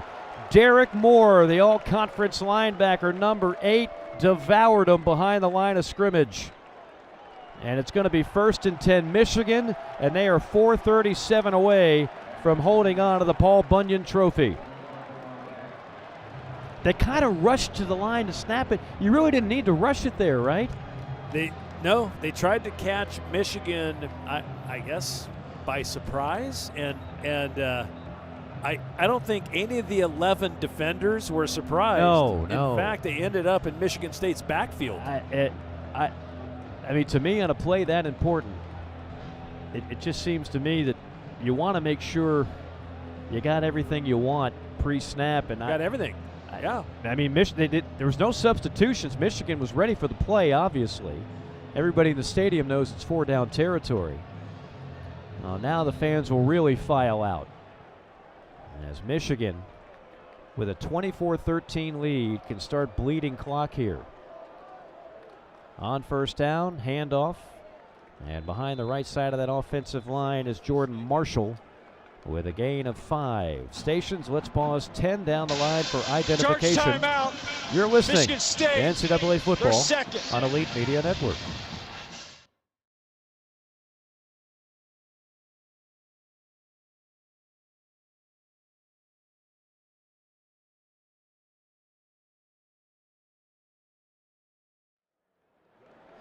Mike Morgan, Tom Ramsey, Brian Dansell, our great crew with Elite Media Network. We've got Jeremiah and old Johnny Trammell back there keeping us technically sound, audio, visual, and everything in between. We've got the Sausage King of Chicago keeping us statistically sound most of the time. And we've got our spotter extraordinaire, Ryan Mulcrone. We just call him Ryan. Macron. I haven't seen Ryan since we did the 49ers-Bears game a few years ago. It was like Noah's Ark. He's back there making little macaroons. Like 12 inches of rain. Here the weather has been perfect. Brisk temperatures. We had a terrific crowd here at the start. A great environment for a rivalry game, but Michigan, in all likelihood, barring a turnover here on this drive, they face a 3rd and 2 from the 37. They're in really good shape with 4 minutes and 8 seconds remaining as they take their time putting the play in and setting up for what will be their 15th third down. They're 5 of 14 on the night. On 3rd and 2. Underwood out of the gun. Marshall to his right. Snap, handoff Marshall. Marshall pinballs his way past the 40 and down to the 39, and that will be a fresh set of downs and an opportunity to run a whole lot more clock. 1st and 10 Wolverines. Well, and Ryan Macron came all the way over from the great state of Indiana. Yes. And Indiana, by the way, stomped and throttled my and Brian's UCLA Bruins today, 56-6. I just want you to know the 6 points was a high output. It was impressive, yeah. So does that mean Neuheisel's not getting the job, or he's probably not going to get the job? Yeah, yeah. It was a great story while it lasted. Yeah. 2 weeks. 1st and 10 from the 41. There's a tough crowd here. Out to the 44-yard line. And 2:58 and counting. And Charge timeout, Michigan State. Their 3rd and final timeout. So no a more 30-second timeout. No more timeouts for Sparty, but a timeout here to hear what Brian Dansell has on the scoreboard. Well, Texas A&M's now scored again. They now have a 49-18 lead. Wow. That is a 35-point second half for Texas A&M, basically to win this one going away. And they have been booing Brian Kelly, chanting "Fire Kelly, fire Kelly." It's going to be a bloody next few weeks in college football. You know, there's only one Lane Kiffin. I know, Mike, and and everyone's like, "Oh, we're going to hire Lane Kiffin." Really? Yeah. Really? You think? Okay, first of all, I don't think Ole Miss is going to let him go. Yeah. Right away. But let's not talk about coaches getting fired for a minute. Let's talk about. I do want to talk about this guy, Fernando Mendoza. Yes. Well, I'm a Heisman voter. Trust me, he is very high on my list. I'm going to make a sales pitch. Okay, to you sell away because I'm having trouble with it. Today, Mendoza, not against the best defense, but 15 of 22, 168, 3 touchdowns. Big hole on 2nd and 7 up the middle, breaking a tackle at the 40, outside the numbers at the 30. He's got the 20, turn on the Jets at the 10, touchdown! Jordan Marshall, 56 yards and a score, and Michigan will put the ice on this one. They are going to win the Paul Bunyan Trophy again, leading it now 30-13. What a run by Jordan Marshall. You know, just as I was about to hand the game ball to Justice Haynes, wow, there's a lot of shirtless people here. Yep. Those would be Michigan fans waving towels of some sort. Approaching 38 degrees. Anyhow, Marshall, what a great run. Yeah. Honestly, bounces it off tackle, hits the hole, and sprints to the finish line. You know, he was the MVP of the Outback Bowl last year against Alabama, a win for Michigan. And I would say with Haynes and Marshall, who's now over 100 yards, to join Justin Haynes over 100 yards, if there's a better running back duo in college football, I haven't seen it. No, I haven't. They are really good. Just to go back to your Heisman, I'm going to make my sales pitch on the Heisman stuff. I think Fernando Mendoza, honestly, he had played quarterback at Cal, wasn't in a great system offensively. Right. He, came to Indiana and wasn't guaranteed anything, but his brother, who played high school football in Miami, had signed on with Coach Signetti. Yeah. And he decided, you know what, I'm going to go hang out with my brother and play, and he became the starter. But today against UCLA, 15 of 22, 168, 3 touchdowns, 1 pick on a tip ball, 45 rush yards, and a touchdown. Yeah. And, the guy's just getting it done. He in is. Indiana's defense, man. He's spectacular. They're talking about him now as a first-round draft pick. I'll tell you another guy who's played very well, Ty Simpson of Alabama. Yes, he has. 20 touchdowns, 1 pick all year in the SEC. That's getting it done. Wolverines kick it off. It's a short one. Fair catch at the 5. State takes over at the 25, trailing 31-13, which is 2:48 to play. And there have been some miracles in this one for Michigan State lately. But this would top them all if somehow you can come back from this deficit. It looks pretty clear that Michigan is going to improve to 6-2 overall, 4-1 in the Big Ten. Their ranking of 25 can only go up. And again, they control their own destiny. We talked about that schedule. They're going to be favored in every game up until Ohio State, and we all know they have owned the Buckeyes. Well, and they can't look ahead. They just cannot look ahead. Nope. Well, you take one procedure call on Michigan State, so we get to keep talking about this. But I think false start. Offense, number 62.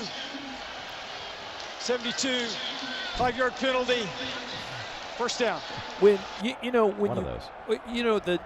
winning a national championship just does so much for your program, and the young guys get experience, and people just know how to handle themselves in not only big games but big environments, big stadiums.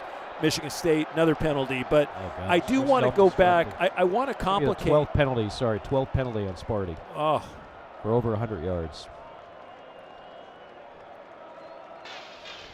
False start.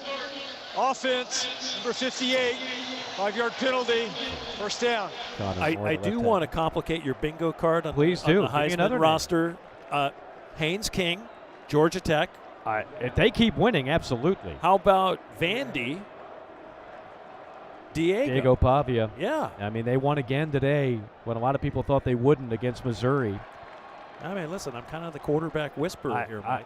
We had a game earlier, you and I did, Notre Dame, Arkansas. We sure did. A certain running back there for Notre Dame, Jeremiah Love. Yeah, he had 4 touchdowns in the first half. We loved Love. We love to love, and we love Jeremiah Love.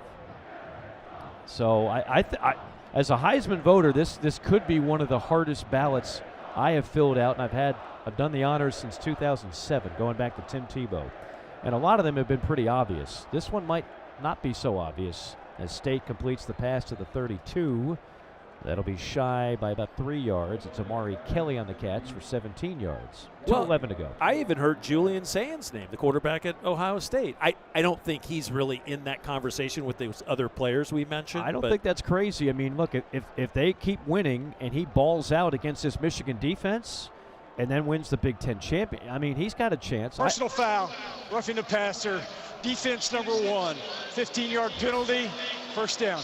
Jay Sean Barham, one of the few mistakes that he has made tonight. Just kind of threw down Childs after the fact. No need for that.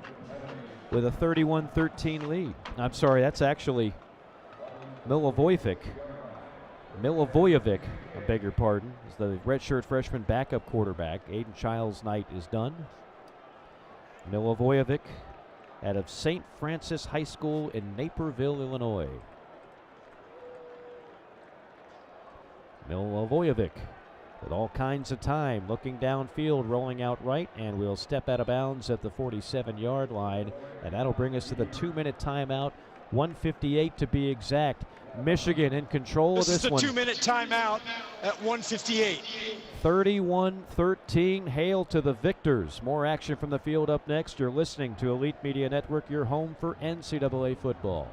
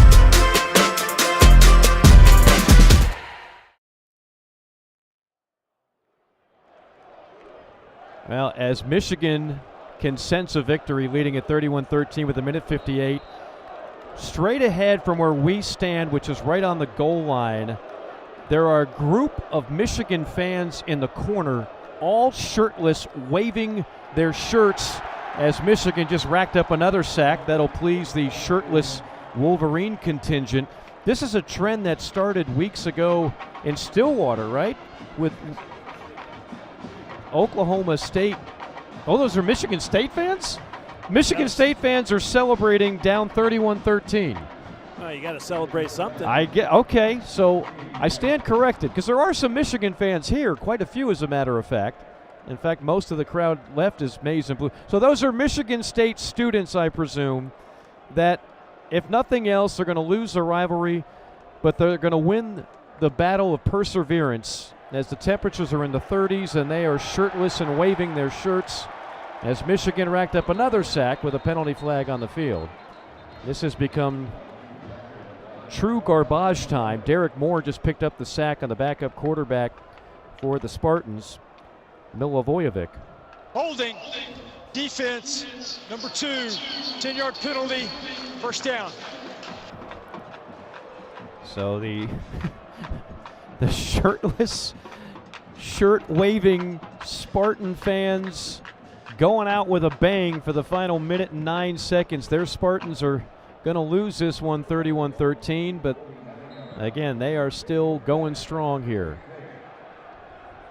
Reminds me of a young Abe Froman back in the early days in the kitchen working, baking that sausage.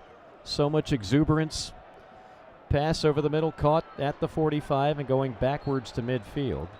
Forward progress will give him the 47-yard line. That's Nick Marsh again on another catch.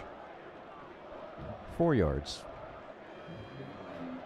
Final 50 seconds. The Paul Bunyan Trophy will be in the hands of the Michigan Wolverines. Michigan is going to improve to 6-2 and 4-1 in the Big Ten. And for Michigan State, 0-5 now in the Big Ten, and there'll be a whole lot of talk about Jonathan Smith, who's been off to a rough start here in East Lansing. Yeah, and he's a good ball coach, but I think they have to shore up, I think, 2 areas. One, defensively, you got to get bigger, stronger, right, on the front 7. And then, secondly, you got to go out and play hard for the big receiver. Yeah, where's Andre Rison when you need him? Yeah. Nice job breaking tackles. Ad Moon Rising. You know, I got to tell you, I played with him my last year. He was a hell of a talent. I was in Indianapolis, and you know what I liked about him? What's that? He reminded me of Irving Fryer, who I played with at the Patriots. Former number 1 pick out of Nebraska. They both got in the huddle and said, throw me the damn ball. I'm wide open, even if they were double covered. Pass caught at the 30. 25 seconds left. Irving Fryer played his college ball at Nebraska, which is where we'll be next week. Southern Cal at Nebraska. That should be a lot of fun. Babe Laufenberg, one of your contemporaries, will join us in the booth for that one. Former IU quarterback. That's right. Crespi High School. Went to Pierce College after high school. Wow. He was a little upset with myself and John Elway for ending up at Stanford and UCLA. How dare you guys? Babe ended up in a great spot. Yes. And IU was very competitive, and then he got to play years with the Cowboys and backed up Troy Aikman, and still remains good friends with Troy in Dallas. Longtime Cowboys radio analyst. Yes, yeah. And he illegal actually, substitution. 12 players on defense. 5-yard penalty. Second down. And on occasion, you will see him standing behind Aikman, spotting on the boards for Troy Aikman. Is that right? When does an analyst bring a spotter? Yeah, there you go. Okay. Wondering who I'm going to bring Results of the penalty will be a first down. Just as long as you don't invoice us for that, please. Bad enough you're staying at 5-star hotels every night. My goodness. Listen, just running through the expenses. I mean, jeez. Prima donnas over here. 13 seconds will mercifully come to a close here. You know, the better I sleep, the nicer I am That's in the morning. That's true. And we look forward to that kindness week in and week out. You witnessed that this when morning. you're with us. Yes, I did. Very nice, very touching. 1st and 10 from a 21. Maybe the last chance for Sparty over the middle. Caught at the 5. Touchdown! Michigan State with the backup quarterback, Milivojevic, with his 3rd touchdown pass of the year. Hits the backup tight end, Masunis, number 81. 23 yards and a score. All right. Well, just a great throw by Milivojevic, and puts it right on between the 8 and the 1 of Masunis, who was just running just right down the hashes, right between the hashes, ball right on time, got in for the touchdown. It's only 7 seconds left. This will look better on the scoreboard, and if you're one of those folks that keeps up with these type of numbers, that's what you call the old backdoor cover, 31-20. I believe the spread was 14.5. 9 plays, 75-yard drive, 2:41 off the clock. Dave Froman, he's not quitting. He's kept his shirt on, and he's still rolling out numbers left and right. What do you think about? I know you won't be with us next week, but you will be in spirit. I'll be there in spirit. You'll be listening to us either on one of our great affiliates or on the app. And when you are, what will be your thoughts on Nebraska Southern Cal? Well, I really think that, it's a must-win game for Southern Cal, and I also think it's a must-win game for Nebraska. Mm-hmm. And if I were ever to suggest to someone put money somewhere, I'd go to Nebraska at home. Really? Against the New England Patriots. Sure. You know, while we're talking about coaching, Matt Rule, the coach of Nebraska, A lot of rumors he might go back to his alma mater where he played at Penn State to replace James Franklin. Mike, someone has to replace all these coaches getting fired, but I just don't see Matt Rule leaving Nebraska. I think he's built something pretty good.